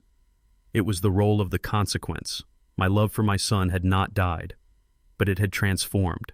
It was now a tough, painful love, the kind that is willing to inflict a necessary wound in order to stop a deeper poison from spreading. It was the love of a father who had to amputate a limb to save the life. I looked at the watch one last time. It was more than a gift now. It was a symbol of a final choice. I would give him this piece of our family's honor, of our history. And if he rejected it, he would be rejecting everything that had ever mattered. He would be making his final statement, and I would be there to hear it. I carefully placed the watch back in its worn velvet box and closed the lid. My heart was heavy, but my resolve was absolute. The emotional preparation was over. I was ready for the confrontation. I was ready to see it through to the bitter end. The day of the party arrived with a heavy, overcast sky, the gray light matching the mood in my soul. I spent the morning in the garden, my hands in the dirt, seeking a final moment of peace among the things Rose had loved. But there was no peace to be found. By late afternoon, I went inside and put on the suit I had worn to the bank. It felt less like clothing and more like armor. I stood before the mirror adjusting my tie and saw a stranger looking back at me. His face was a mask of calm resolve, but his eyes held the deep, weary sadness of a man about to carry out a sentence on his own flesh and blood. On the dresser beside me sat the small, dark velvet box. I picked it up. It felt impossibly heavy, weighted down with the history of 3 generations. I slipped it into my coat pocket, the small square shape a constant pressing reminder of the task ahead. It was time. I walked through the quiet house, my footsteps echoing on the hardwood floors. I paused at the front door and looked at the picture of Rose on the wall, her smile a beacon from a lifetime ago. "Wish me luck, Rosie," I whispered. Then I went out to my truck. I didn't start the engine right away. I just sat there, the key in the ignition, and pulled out my phone. I dialed the number for Detective Miller from memory. He answered on the first ring. "Miller." His voice was all business. "Detective," I said, my own voice just as steady. "It's Elijah Turner. I'm heading over now." There was a pause, and I could hear the faint crackling sound of a police radio in the background. "Understood, Mr. Turner," he replied. We're ready on our end. Are you clear on the signal? Crystal clear? I confirmed the words, feeling like a military response. I go in, I give the gift, I leave. The moment my truck is off the property and around the corner, you move in. That's the plan, Miller said. My team is already in the vicinity. You won't see us, but we'll be there. Just act as naturally as you can. And Mr. Turner, be safe. The line went dead. I started my truck and pulled out onto the quiet suburban street. As I drove, I tried to picture the scene Miller had described to me, the silent, invisible net that was closing in around my own home. He had told me they wouldn't use marked cars, that it would be a soft approach to avoid spooking anyone. As I turned onto the main road leading to my neighborhood, I saw a gray, unmarked van for a cable company parked near the corner. Two men sat inside, staring straight ahead, their faces impassive. A little further down, a nondescript blue sedan was pulled over to the side, a man in the driver's seat seemingly reading the paper. They were Miller's people. They were the ghosts at this grim feast. I imagined the quiet professional chatter over their encrypted radios. Eagle is on the move. Package is en route. I was the package. My heart was the bomb I was being sent to deliver. I pictured Miller in a command vehicle, probably parked a few streets over, watching everything on a series of small monitors. He would have a direct feed to the teams coordinating their movements, ensuring every exit was covered. There would be a team for the front door, another for the back. They would be ready for anything. But they were all waiting for one thing, my departure. My leaving was the key that would turn the lock. The thought was surreal. This quiet street where Kevin had learned to ride his bike, where neighborhood kids played street hockey in the summer, had been transformed into a tactical stage. All for my son. All because of my son. As I turned the final corner onto my own street, the memories hit me with the force of a physical blow. I remembered bringing Kevin home from the hospital, a tiny, fragile bundle in Rose's arms. I remembered carrying him on my shoulders as we walked down this very sidewalk. I remembered the pride I felt watching him drive off on his own for the first time, a nervous but excited teenager behind the wheel. All those moments, all that love, all that hope had led to this, to a police sting on his 34th birthday. I pulled up across the street from the house. The party was already in full swing. Music drifted through the closed windows. I could see the silhouettes of people moving inside, laughing, drinking, completely oblivious to the invisible army that surrounded them. My house looked like a stranger's, all lit up and filled with a joy that felt like a mockery. I took one last deep breath, the air filling my lungs but doing nothing to calm the cold dread in my stomach. I felt the weight of the watchbox in my pocket. It was time. I got out of my truck and with steady, deliberate steps began to walk across the street toward the front door of the home I had built to face the son I had lost. I stepped through my own front door and into a foreign country. The house was a riot of noise and light, a pulsing alien thing that bore no resemblance to the quiet sanctuary Rose and I had built. The air was thick with the cloying scent of a dozen different perfumes, all competing with the smell of catered hors d'oeuvres being passed around by waiters in crisp white shirts. A loud thumping pop song I didn't recognize vibrated through the floorboards, a jarring synthetic heartbeat where the steady rhythm of our lives used to be. The furniture had been rearranged or perhaps replaced entirely to create a wide-open space for mingling. My comfortable armchair was gone. The family photos on the mantelpiece had been replaced by a single large abstract painting that looked like a chaotic splash of gray and gold. It was Ashley's world. I was just an intruder in it. I found a small alcove by the hallway to the kitchen and stood there a ghost at my own son's party. From my vantage point, I could watch the spectacle unfold. It was a performance, and Ashley was the star. She moved through the crowd with a practiced theatrical grace, her laughter a little too loud, her hand touching an arm here, a shoulder there. She was a master of superficial connection, her eyes constantly scanning the room, assessing her guests, making sure the illusion of effortless success was maintained. She was radiant, beautiful, and utterly empty. Then I watched my son. Kevin stood beside her, a glass of champagne in his hand, a fixed smile on his face. He was playing the part of the proud birthday boy, the successful young financier. But I could see the tension in his shoulders, the slight, almost imperceptible tremor in the hand holding the glass. His laugh didn't quite reach his eyes. He looked like a man who was constantly doing a difficult calculation in his head. He was playing a role he had not written in a play he did not fully understand, and he was terrified of forgetting his lines. I saw no real joy in that room. I saw networking. I saw social climbing.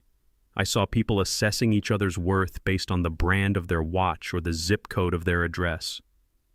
These were not friends celebrating a life. They were assets gathering to affirm a brand.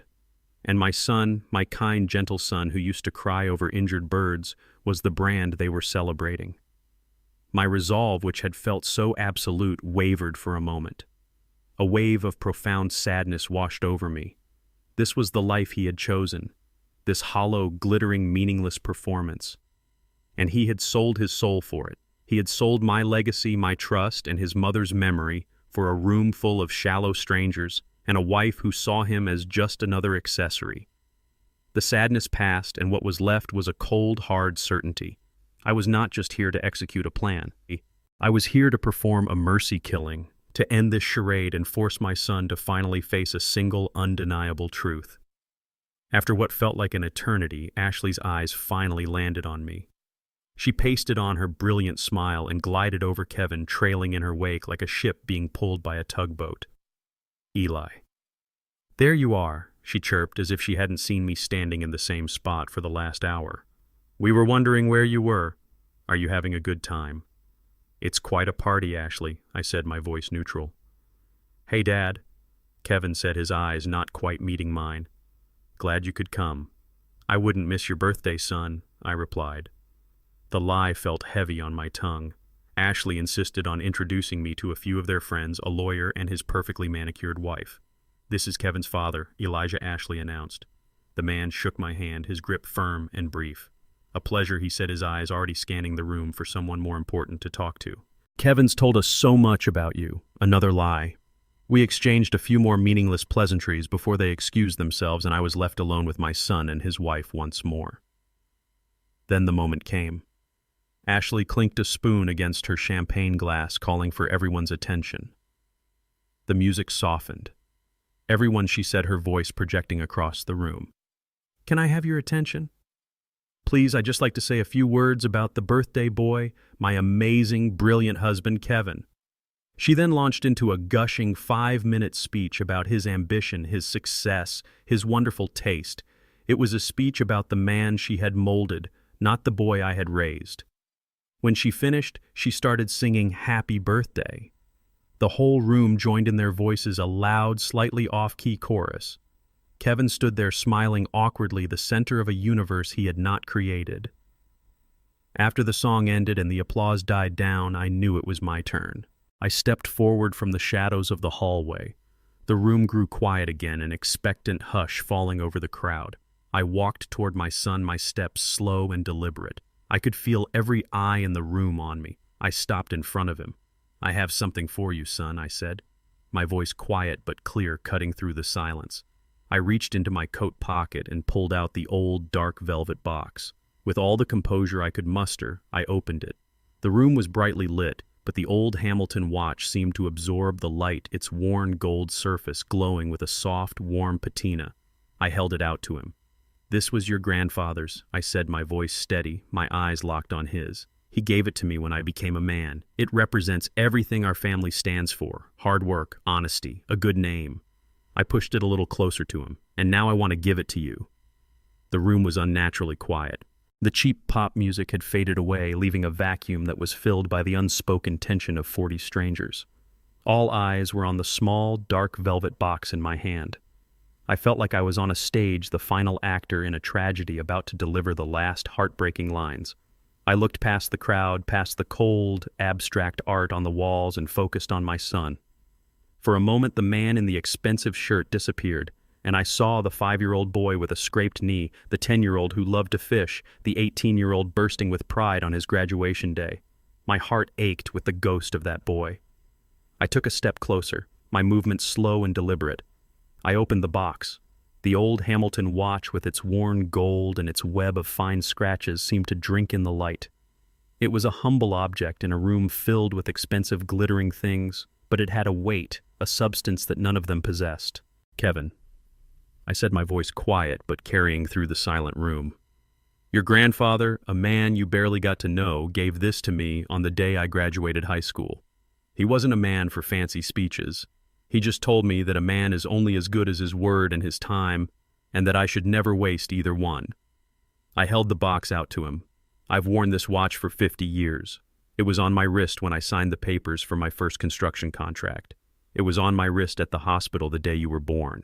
It's not about the money, son. It's about remembering. It's about knowing who you are and where you come from. For a single breathtaking moment, I saw him, the real Kevin. His eyes for the first time all night focused on the watch, and a flicker of something real crossed his face. It was a look of raw, unguarded memory. He saw the watch not as an object but as a story about his grandfather, about me, about himself. His hand, the one not holding the champagne flute, twitched. It started to lift, an involuntary reflex reaching for the connection, for the history I was offering him. The air was thick with possibility. It was the moment of the choice. And then I saw Ashley move. It was nothing overt. She didn't say a word. She simply squeezed his arm, a quick proprietary pressure. Her perfectly manicured fingers tightened a silent command. Her expression when I glanced at her was a mask of polite concern, but her eyes were as hard and cold as chips of ice. She gave her head the slightest, almost imperceptible shake. It was over. The light in Kevin's eyes died. The ghost of the boy I knew retreated, banished by the cold reality of the woman standing next to him. His hand dropped back to his side. The mask of the successful modern man slid back into place. "Wow, Dad," he said, his voice a hollow echo of enthusiasm. That's really something." Ashley chimed in, her voice like tinkling glass. "It's beautiful, Eli, such a classic piece. But Kevin already has a smartwatch, you know. It tracks his heart rate, his stocks, everything." Her words were a dismissal, a polite but firm rejection of everything the old watch stood for. It was a relic. It was obsolete. Just like me. Kevin cleared his throat, avoiding my gaze, his eyes fixed on a point somewhere over my shoulder. "I appreciate the thought, Dad. Really, I do," he said, the words sounding rehearsed. "But she's right. I'm not really a vintage watch kind of guy. I'm looking toward the future, you know." I didn't say anything. I just continued to hold the watch out to him, my arms steady, my gaze unwavering. My silence was an accusation, a demand for him to finish what he had started, to speak the truth of his new hollow heart. The silence stretched. The guests shuffled their feet, their discomfort palpable. Kevin's face flushed a deep red. He looked trapped. He glanced at Ashley, a desperate, pleading look in his eyes. She gave him a cold, encouraging stare. "Say it. Get it over with." He took a shaky breath and finally met my eyes. The words came out in a rush, as if he was afraid that if he stopped, he might not be able to finish. "Look, thank you," he said, his voice cracking slightly before hardening. "But the best gift you could give me, the only gift I really want for my birthday, is for you to just disappear from my life. Forever." A collective gasp went through the room. Someone dropped a glass, the sound of it shattering on the floor, a sharp, violent punctuation to my son's words. Ashley beside him had a flicker of a triumphant smirk on her face before she replaced it with an expression of deep, feigned concern. Kevin just stood there, defiant and ashamed all at once, the cruelty of his own words hanging in the air around him like a toxic fog. I looked at my son, my beautiful boy, and I felt nothing. The pain, the anger, the grief, it was all gone, replaced by a profound and empty calm. The verdict had been delivered. The case was closed.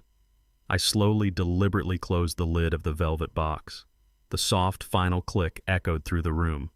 It was the sound of a door being locked for the last time. I did not hand the box to him. Instead, I turned and placed it gently on the table, right next to the obscenely large birthday cake.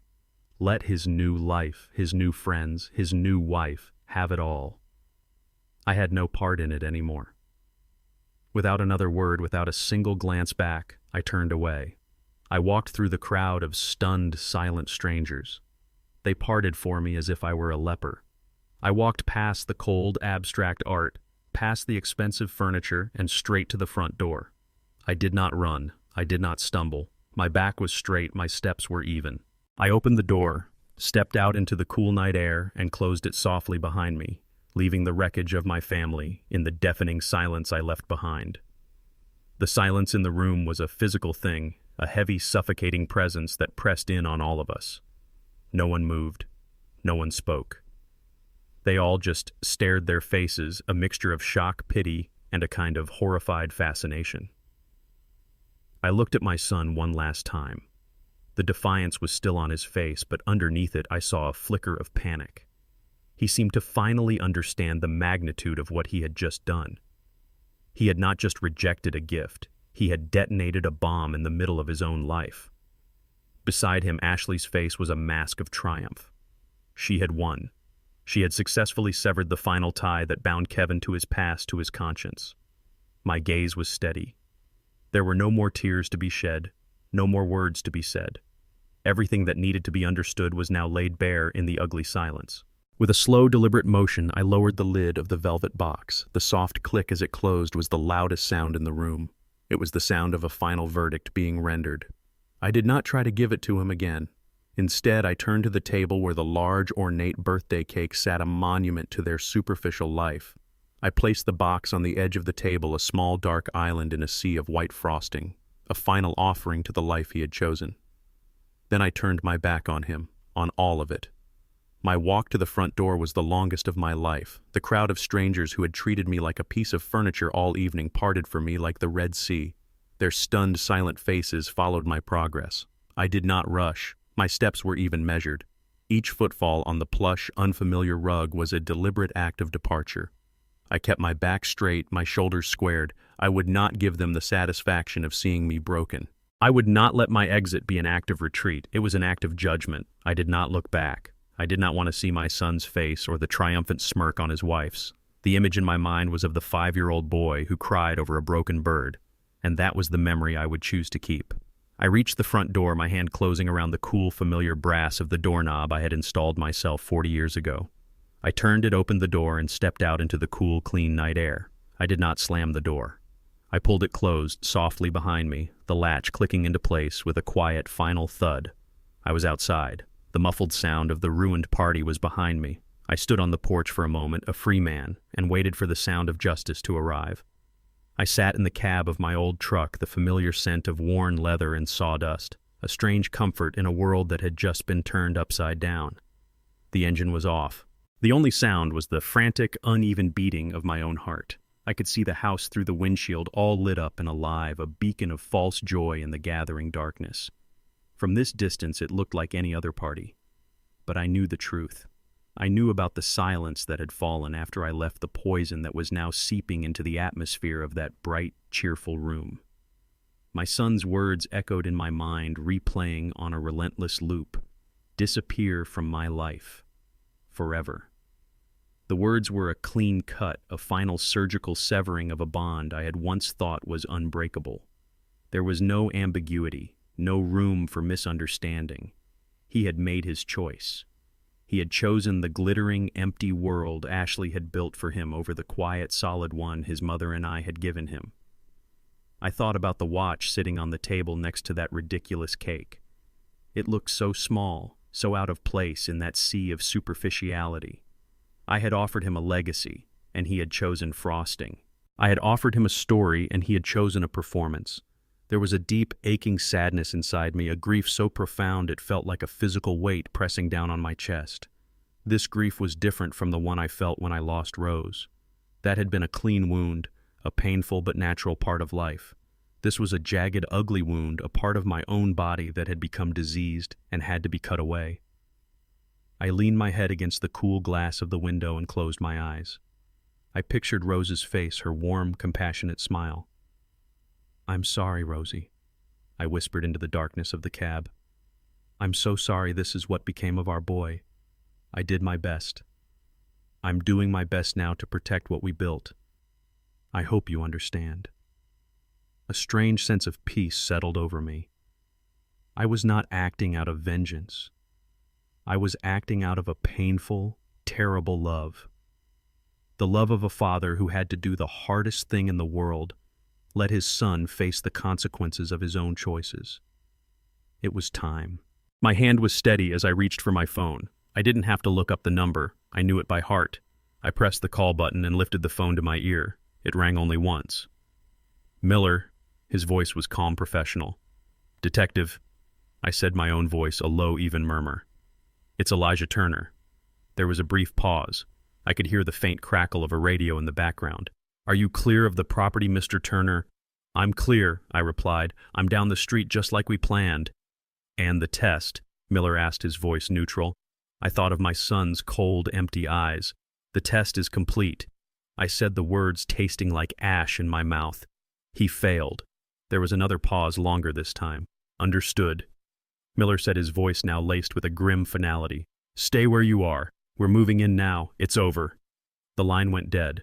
I lowered the phone, my hand feeling impossibly heavy. It was done. With 6 simple words, I had set the final act in motion. I had pushed the button. I had unleashed the storm. I did not start the truck. I did not drive away. I just sat there in the darkness, a silent sentinel, and watched the house where I had raised my son, waiting for the flashing lights to appear and tear his new false world apart. I didn't see what happened in the house after I closed the door, but I heard about it. I heard about it in vivid, damning detail from Maria, who read to me from the witness statements Detective Miller's team collected from the party guests. In the cold, objective language of a police report, the story of my son's short-lived victory was laid bare. For a full minute after the front door clicked shut, a stunned, absolute silence reigned in the living room. The party was over. The guests who had come for free champagne and superficial conversation suddenly found themselves unwilling audience members to a brutal family tragedy. They stared at Kevin and Ashley, then at the closed door, their faces a mixture of embarrassment and morbid curiosity. It was Ashley, of course, who broke the spell. She was a performer, and the show had to go on. She let out a small theatrical sigh, placing a hand on her chest as if to calm a fluttering heart. "Oh, everyone," she said, her voice dripping with a carefully crafted blend of pity and exasperation. "I am so sorry you had to witness that. Please forgive my father-in-law. He hasn't been himself since his wife passed. He gets confused. It's so sad to see." In a few short sentences, she had rewritten the narrative. I was no longer a father who had been brutally disowned. I was a confused, pitiable old man having a senior moment. Some of the guests nodded sympathetically, eager to accept this more comfortable version of events. Kevin just stood there, pale and silent, the champagne flute still trembling in his hand. He looked like a man who had just survived a car crash.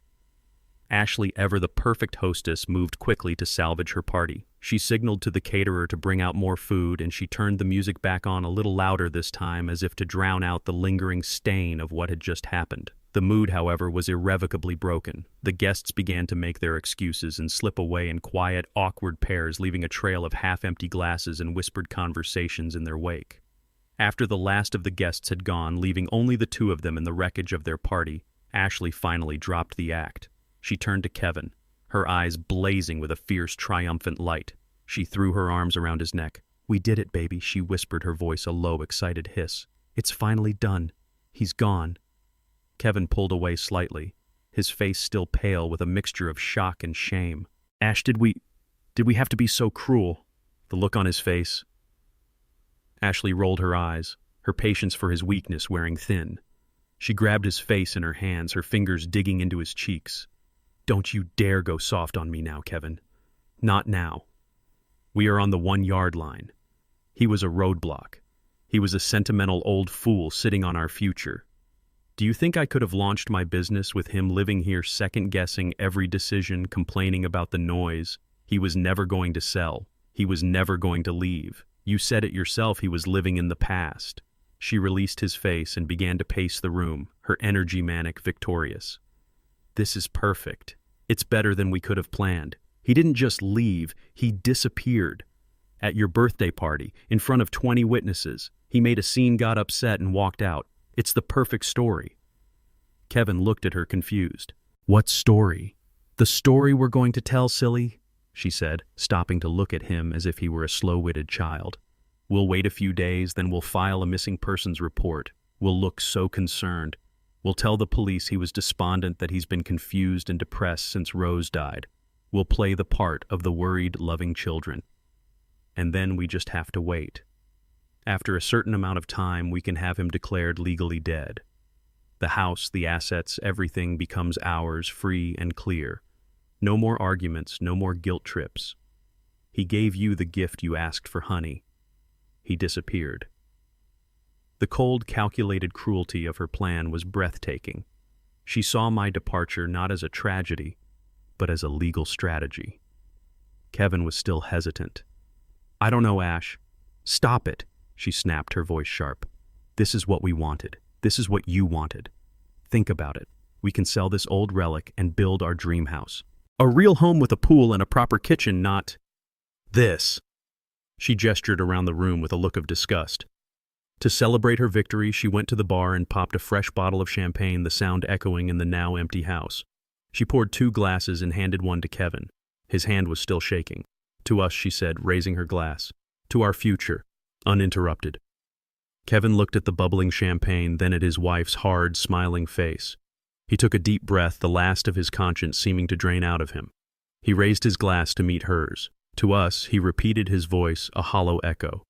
As the glasses clinked together in a toast to their greed, the first flashing red and blue lights swept across the living room window, painting their triumphant faces in the colors of justice.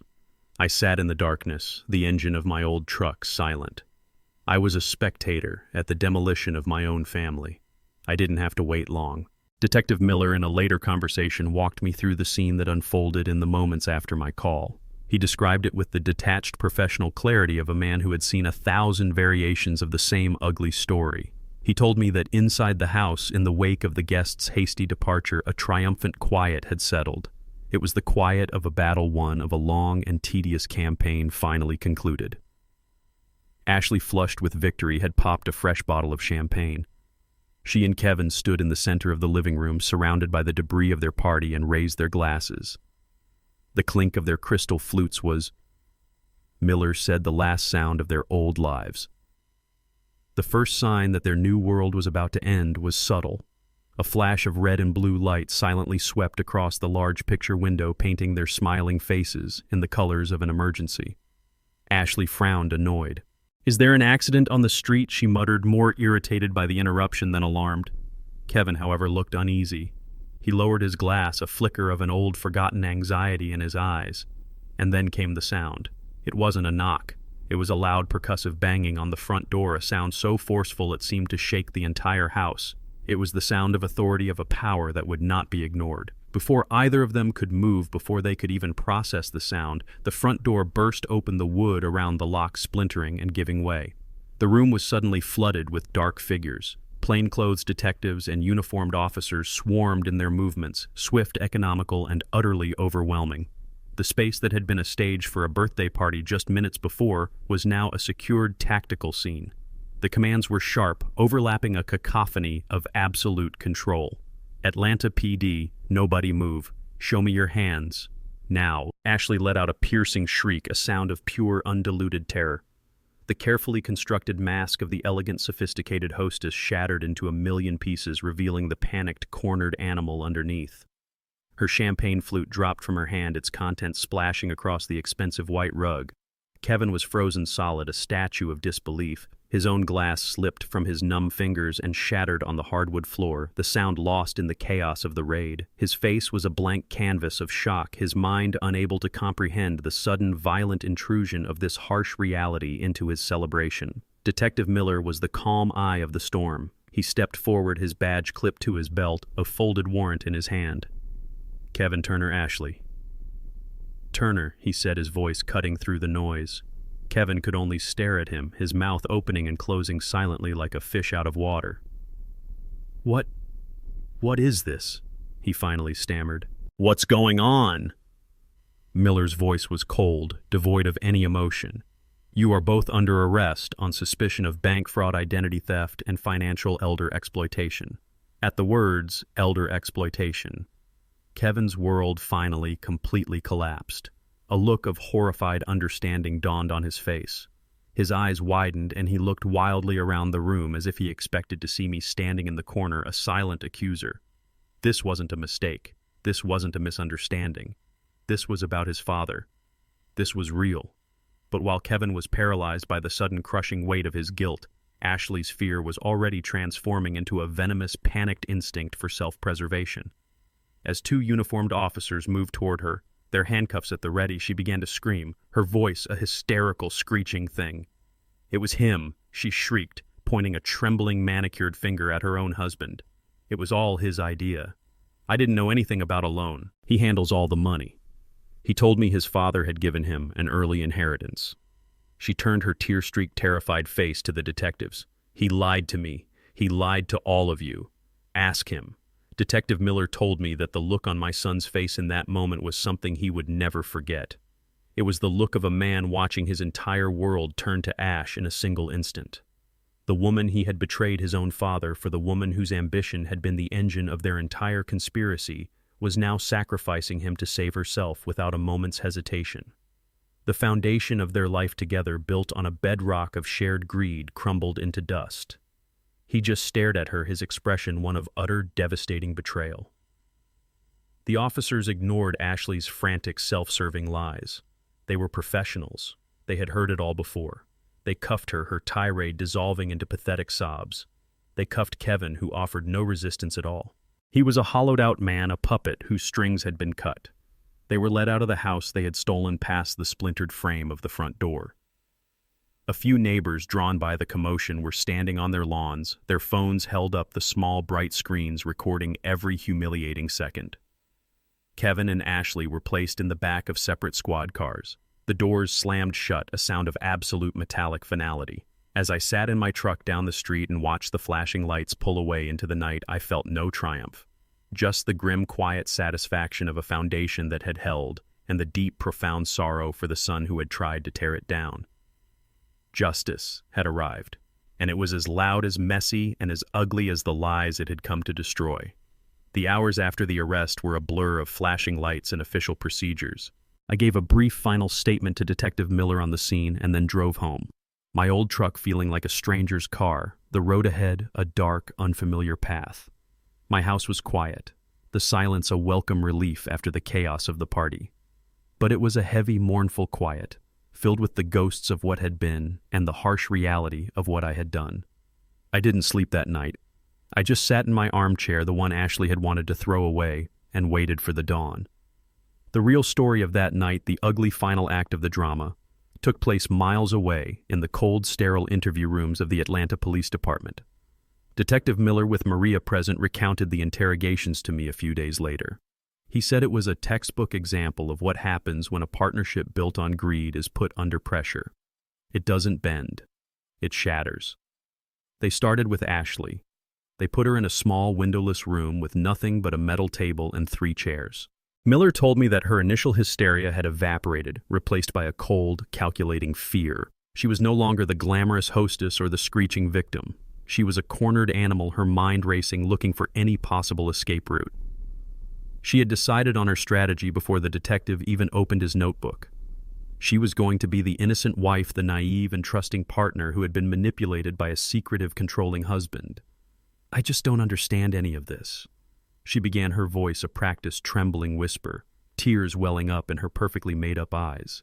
Kevin handles all of our finances, always has. He told me his father was giving us an early inheritance to help me start my business. He said it was a gift, a blessing. Miller just nodded, his face impassive, and let her talk. He let her spin her web of lies, her story becoming more elaborate with each passing minute. A loan. From a bank, she said, her eyes wide with feigned shock. No. I never saw any loan documents. I never signed anything. He must have forged my signature just like he did his father's. Oh my God. She put her face in her hands and began to sob, the picture of a betrayed wife. He was always so secretive about money, she continued through her fake tears. He would get angry if I asked too many questions. I was afraid of him, honestly. I had no idea he was capable of something like this. She had built her fortress of lies brick by pathetic brick. And then Detective Miller began to tear it down. He didn't raise his voice. He didn't argue. He simply slid a photograph across the table. It was a high-resolution still from the bank's surveillance video. It showed her smiling, standing right next to the imposter as he signed my name. Is this you at Sterling Trust Bank on the day the loan was signed? Ms. Turner, he asked, his voice flat. The color drained from her face. The tears stopped instantly. He told me we were just opening a new business account. She stammered her story, already starting to unravel. Miller slid another document across the table. It was a copy of the corporate registration for her company, Ashley Turner Properties, LLC. Her signature, bold and clear, was at the bottom. Then came a credit card statement detailing the shopping spree at Gucci with her signature on the receipt. Finally, he laid down the last piece of paper. The bank statement showing the $150,000 wire transfer into her business account. "You are the president and CEO of your company, are you not, Ms. Turner?" Miller asked, his voice like ice. "Are you telling this department that you had no knowledge of where your sole source of startup capital came from?" Her composure completely shattered. The mask was gone. All that was left was the raw, ugly face of her own greed. She stared at the papers, her mind racing, realizing that the web she had spun had become her own trap. Her demeanor changed in an instant. The victim disappeared, replaced by a desperate, craven bargainer. "Okay, fine," she snapped, her voice hard and brittle. "I knew about the loan, but it was his idea. He pushed me into it. He masterminded the whole thing. I was just going along with it." She leaned forward, her eyes wild with a desperate animal cunning. "I'll testify against him. I'll tell you everything. I'll be your star witness. Just what kind of deal can you offer me?" Her betrayal of my son was as swift as it was absolute. Then they brought in Kevin. He was in a separate room, and Miller told me the difference between the two was night and day. Ashley had been a fighter, a liar, a performer. Kevin was just broken. He sat slumped in his chair, his expensive birthday clothes looking rumpled and absurd in the harsh fluorescent light. He stared at his hands, his face a mask of shame and exhaustion. Miller didn't play games with him. He sat down and quietly laid out the evidence piece by piece. The forged signature, the surveillance photos, the money trail. Kevin didn't try to deny it. He just nodded silently, the weight of each new piece of evidence seeming to press him further down into his chair. He had nothing left to protect, no lies left to tell. Miller told me he was ready to confess right then and there, but the detective saved the final, most devastating blow for last. "You should know," Kevin Miller said, his voice even. "Your wife has been in the room next door for the past hour. She's telling us a very different story. She's telling us this was all your idea, that you were a controlling husband who lied to her, that she was an innocent victim in your scheme." Miller paused, letting the words sink in. "She has offered to testify against you in exchange for a plea deal." That was it. That was the moment that finally irrevocably broke my son. Miller said the look on his face was a terrible thing to see. It was the look of a man who realized in one devastating instant that he had burned down his entire world for a woman who was now standing on the ashes trying to sell him out to save herself. Any flicker of defiance, any shred of loyalty he might have had left for her was extinguished. He looked up at Detective Miller, his eyes hollow, and in a weary, defeated voice he said, "Where do you want me to start?" And then he confessed to everything. Their entire ugly, pathetic partnership, built on a foundation of greed, had crumbled under the first ounce of pressure. There was no joy for me in hearing this. Only the tragic final confirmation that my son's true punishment wasn't just the prison sentence to come. It was the soul-crushing knowledge that he had thrown away his father, his future, and his freedom, all for a love that was as fake as the signature on the loan. The months between the arrest and the final court date were a slow, grinding process of legal machinery at work. Maria handled everything. She and the district attorney's office had built such an overwhelming case brick by brick that it never went to a full trial. The evidence was absolute, the paper trail a clean, undeniable line from their greed to their crime. On Maria's advice, Kevin pleaded guilty to all charges. It was, she explained to me, the only card he had left to play his last chance to show some shred of remorse. Ashley, however, fought it to the bitter end. She fired her first lawyer and hired another, her story changing from that of a manipulated victim to an unwitting business partner, each lie more desperate and less believable than the last. In the end, faced with the mountain of evidence, she too was forced to plead guilty, though she did so with a bitter, defiant anger. All that was left was the sentencing. I sat in the back of the courtroom on that final day. Maria was beside me, her hand resting gently on my arm. I hadn't wanted to come, but she said I should be there to see it through, to close the final chapter. The room was formal and quiet, the air thick with a solemn, impersonal gravity. I saw them when the bailiffs brought them in. They were strangers. The confident, glamorous couple from the party was gone, replaced by two pale, diminished figures in ill-fitting suits. Ashley's face was a mask of cold fury, her eyes scanning the room as if looking for someone to blame. Kevin was just hollowed out. He was thin, his shoulders slumped, his eyes fixed on the floor in front of him. He looked like a man who had already been serving a sentence for a very long time. The judge, a stern-faced woman with intelligent, weary eyes, read from the documents in front of her. She spoke about the legal precedents about the sentencing guidelines. But then, she put her papers down and looked directly at them, her voice losing its formal tone and taking on a sharp human edge. "I have presided over many fraud cases," she said, her gaze sweeping over both of them. "But this case is particularly egregious. You didn't just steal from a faceless institution. You plundered the life savings of your own father and father-in-law. You took a man's home, the one he built with his own hands and shared with his wife for 40 years, and you treated it like your personal ATM. She fixed her gaze on Ashley. "Ms. Turner, throughout these proceedings, you have shown not a shred of remorse. You have lied, you have manipulated, and you have attempted to shift all blame onto your husband. You were not a victim. You were a willing and enthusiastic co-conspirator." Then she turned to Kevin. Her voice softened, but only slightly. "And you, Mr. Turner, you were blessed with every advantage. A loving father, a good home, a solid foundation. And you threw it all away. You committed the most profound betrayal a son can commit. You stole from the man who gave you everything during a time when he was at his most vulnerable, grieving the loss of your mother." She paused, letting the weight of her words settle in the silent room. "The only thing that separates you from your wife today is that in the end, you chose to tell the truth." She picked up her papers again.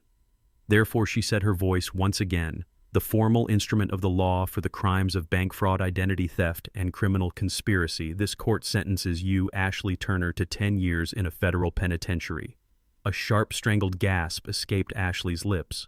Her eyes, wide with shock and hatred, darted first to her lawyer and then to me. The judge continued, her voice unwavering, "And for the same crimes, taking into account your full confession and your guilty plea. This court sentences you, Kevin Turner, to 7 years in a federal penitentiary." Kevin didn't flinch. He just closed his eyes, a single silent tear finally tracing a path down his pale cheek. He accepted his fate with a quiet, broken resignation. As the bailiffs moved in to lead them away, he opened his eyes and looked back, his gaze finding mine across the crowded room. There was no anger in his eyes, only a deep, bottomless well of shame and regret. It was a silent, final apology, an acknowledgement of the ruin he had brought upon us all. I simply held his gaze, my own face impassive, and gave him a single slow nod. It was the only answer I could give. Then he was gone. I watched them disappear through a side door, and I felt no joy, no triumph. Hearing the number of years, the cold finality of the sentence, I didn't feel a sense of victory. I just felt the immense, tragic waste of it all. The legal battle was over. The loud, ugly noise of the crime and its aftermath was finally finished. Now all that was left was the long, quiet work of rebuilding a life from the ashes. 6 months passed. The world kept turning, but mine had been irrevocably altered. The legal proceedings were a distant, formal echo of the raw, personal wound I was nursing. Maria handled the details. I focused on the quiet, difficult work of putting one foot in front of the other. The house was too quiet. The silence that had once been a comfort after a long day's work was now a constant, nagging reminder of all that I had lost. First Rose, and now, in a different but no less final way, my son. After the sentencing, I received a letter from him, a single handwritten page filled with the desperate, rambling apologies of a man who had hit rock bottom. At the end of the letter were 3 simple words: "Will you visit?" For weeks I left the letter on my nightstand, unable to answer. A part of me, the angry, wounded part, wanted to throw it away, to let him sit with the consequences of his actions in silence. But another part, the stubborn, foolish part that was a father, knew I had to go.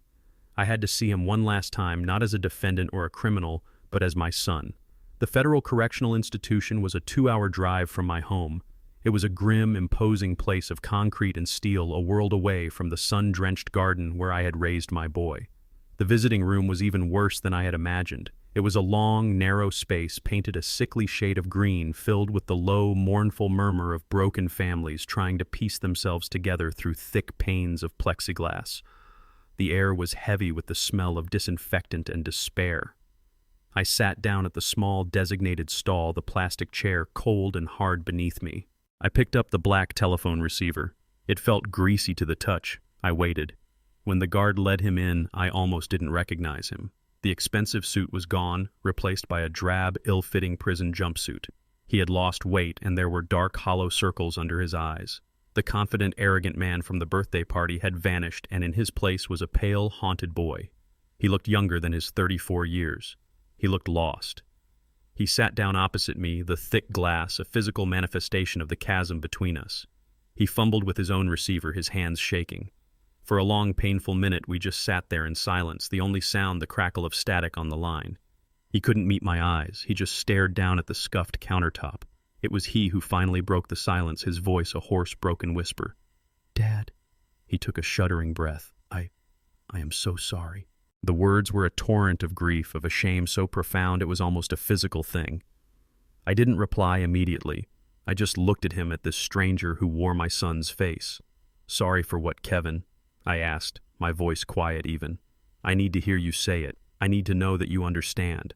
I wasn't trying to be cruel. I was trying to find out if there was anything left to salvage, any foundation left to build on.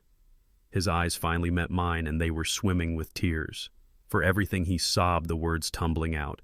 For the money, for the lies, for what I said to you. God, for what I said to you at the party. I'm sorry for disrespecting Mom's memory. I'm sorry for letting Ashley, for not being strong enough, for being a coward. I'm sorry, he finished, his voice catching, for breaking your heart. He spoke for a long time after that. He didn't blame Ashley. He blamed his own weakness, his own greed, his desperate need to be seen as a success in her eyes. He talked about how one small lie had led to another, how the hole they had dug just kept getting deeper until he couldn't see the sky anymore. He talked about the man he saw in the mirror, and how he didn't recognize him. He was a man confessing not just his crimes, but the sins against his own soul. I listened to it all. I listened to the pain, the regret, the self-loathing. And for the first time in a long time, I heard the faint echo of the little boy who had cried over a broken bird. When he finally fell silent, exhausted and empty, I took a deep breath. "Forgiveness isn't a switch you can flip, son," I said, my voice rough with an emotion I couldn't name. "It's not a magic word that makes everything go back to the way it was. The past doesn't just disappear. What you did, it changed us. It broke something that I don't know can ever be fully repaired." I saw the hope drain from his face, and I held up a hand. "But that doesn't mean there's no way forward. Forgiveness is a journey, Kevin. And your journey starts today, in this room." I leaned closer to the glass. "You have 7 years in this place. That's a long time. You can spend that time drowning in self-pity and bitterness, or you can spend it paying your debt not just to society, but to yourself. You can decide what kind of man you're going to be when you walk out of here. You can rebuild your character from the bedrock up. The choice is yours. But will you be there?" he asked, his voice pleading, childlike. "Will you wait for me?" I looked at my son, at the wreckage of the life we had once shared. I could not lie to him. I could not offer an easy promise. "I can't answer that, Kevin," I said honestly. "What I can tell you is this. If you do the work, if you use this time to become a man that your mother would have been proud of again, an honest man, a responsible man, a man who understands the difference between what something costs and what it's worth, then maybe when you get out of here we can sit down and talk about the future." It was not the absolution he wanted, but it was the truth. And it was a sliver of hope. A guard appeared behind him. "Time's up, Turner." Kevin stood up, his eyes still locked on mine. "I love you, Dad," he whispered into the phone just before the connection was cut. He was led away, and I watched him go, a man starting the longest, hardest journey of his life. I placed the receiver back in its cradle. The line was dead. But for the first time in a very long time, it didn't feel completely disconnected. After the visit to the prison, I came home to a house that felt different. The silence I had once filled with memories of Rose was now haunted by a new ghost, the ghost of the son I had lost. Every room, every corner held a dual memory now. I'd look at the doorway where I measured Kevin's height each year, and see both the smiling boy and the shadow of the man who had betrayed me. I'd stand in the kitchen and remember Rose baking cookies, but also the memory of Ashley and Kevin plotting at the very same table. The house was no longer a sanctuary. It had become a mausoleum, a place where happy memories were buried under the heavy stone of betrayal. I realized I couldn't heal here. To save the good memories, to preserve the purity of the life Rose and I had built, I had to leave the building that housed them. The decision once made felt like a release. I didn't call one of the slick, aggressive real estate agents Ashley had admired. I found an older woman named Mrs. Gable, a kind soul with gentle eyes who understood that I was selling more than just a house. She didn't talk about market trends or comps. She talked about finding a new family who would love the home as much as I had. The hardest part was sorting through 40 years of a shared life. I spent weeks going through closets, the attic, the workshop. It was a painful archaeology of my family's history. I found Kevin's first baseball glove, its leather still stiff. I found a box of his old school projects, a lopsided clay pot he had made for Rose for Mother's Day. I held these artifacts of a forgotten innocence, and I wept for the boy who had made them. I created 2 piles. One was for the things I would keep: a single box of photographs, Rose's favorite quilt, the Hamilton watch my father had given me. These were the things that held the pure, undiluted essence of the love we had shared. The other pile was for everything else: the heavy furniture, the old dishes, the life we had lived. I called a local charity, the one Rose used to volunteer at, and told them to come and take it all. Watching them carry away the sofa where we had watched movies, the bed where my son had been conceived, was a strange, hollow feeling. It was a necessary amputation. On the final day, after the movers had taken my few boxes and the house was completely empty, I did a final walkthrough. The room stripped bare echoed with my footsteps. The ghosts were louder now in the emptiness. I stood in the doorway of Kevin's old room and could almost hear the sound of his laughter. I stood in the center of the living room and could almost see Rose dancing to the radio. I went out to the garden for the last time and touched the petals of a deep red rose, her favorite. I said my goodbyes not to the house, but to the life I had lived within its walls. The closing was a quiet, impersonal affair in a lawyer's office downtown. I signed the papers, my hand steady. The new owners were a young couple with a small child, their eyes bright with the same hope Rose and I had once had. I wished them well. The irony was not lost on me that the house sold for a small fortune, the very gentrification that had fueled my son's greed now providing the capital for my own rebirth. As I walked out of that office, the check in my pocket, I didn't look back. I got in my truck and drove away, not even glancing in the rearview mirror.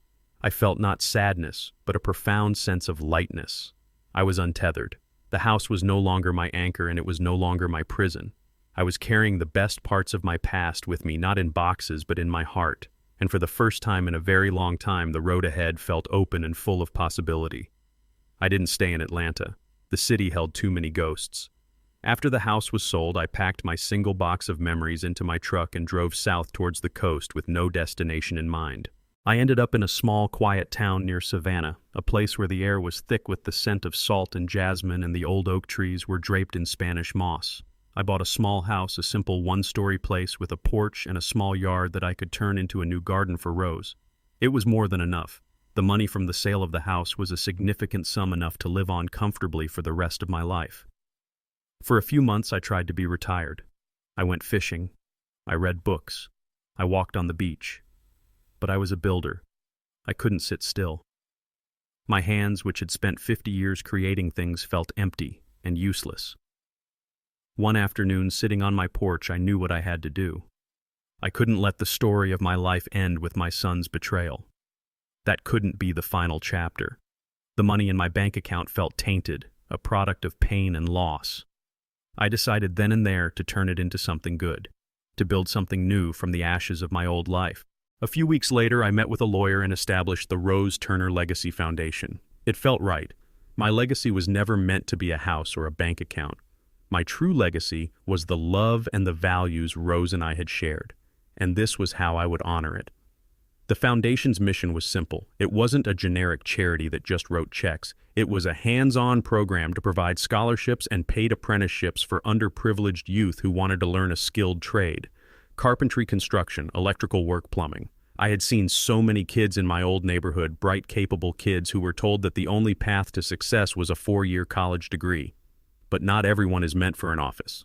Not everyone is meant for a life behind a screen. Some people are meant to build, to create, to work with their hands and see the tangible results of their labor. A good trade is a foundation for a solid life, a skill that no one can ever take away from you. I didn't just fund the program. I became its heart. I bought an old abandoned warehouse on the edge of town, and with the help of a few retired contractor buddies, we converted it into a state-of-the-art workshop. It was the most satisfying project of my life. And now my days are no longer silent. They are filled with the loud, joyful noise of creation, the whine of a circular saw, the rhythmic tapping of a hammer, the excited chatter of young people learning something new. I'm back in my element, a tool belt around my waist, my hands covered in a familiar, comforting layer of sawdust. I'm teaching a new generation how to measure twice and cut once, but I'm teaching them more than that. I'm teaching them about patience, about pride in a job well done, about the quiet dignity of honest work. I watch them, these kids from tough backgrounds, and I see the way their confidence grows with every straight cut they make, with every solid joint they build. They've become my family. They call me Pops. They tell me about their lives, their struggles, their dreams. I am a grandfather again, a mentor, a guide. The heavy silence of my old house has been replaced by the vibrant, hopeful energy of this workshop. The pain of my son's betrayal has not disappeared, but it has been transformed. It has become the fuel for this new purpose. My true legacy will not be a house that can be sold or a son who could lose his way. My legacy will be the foundations I am helping these kids build for their own lives. As the sun sets, casting long shadows through the open bay doors of the workshop, I watch them clean up their stations, laughing and joking with each other. A deep, profound sense of peace settles over me, a contentment I thought I had lost forever. I am no longer a man defined by what was torn down. I am and always will be a builder, and my best work has just begun. I learned that a foundation built on love can withstand any storm, but a house built on lies will crumble at the first touch of truth.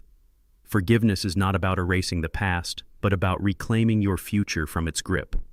True wealth isn't the property you own, but the legacy you build within your community. Sometimes you must let go of the child you raised to allow the person they could become to finally grow. The heaviest doors we must close are often our own, but they are the ones that lead to the most liberating dawns. What do you believe is the most important legacy a person can leave behind? Share your thoughts with me in the comments below, and please consider liking this video and subscribing to the channel for more stories like this one.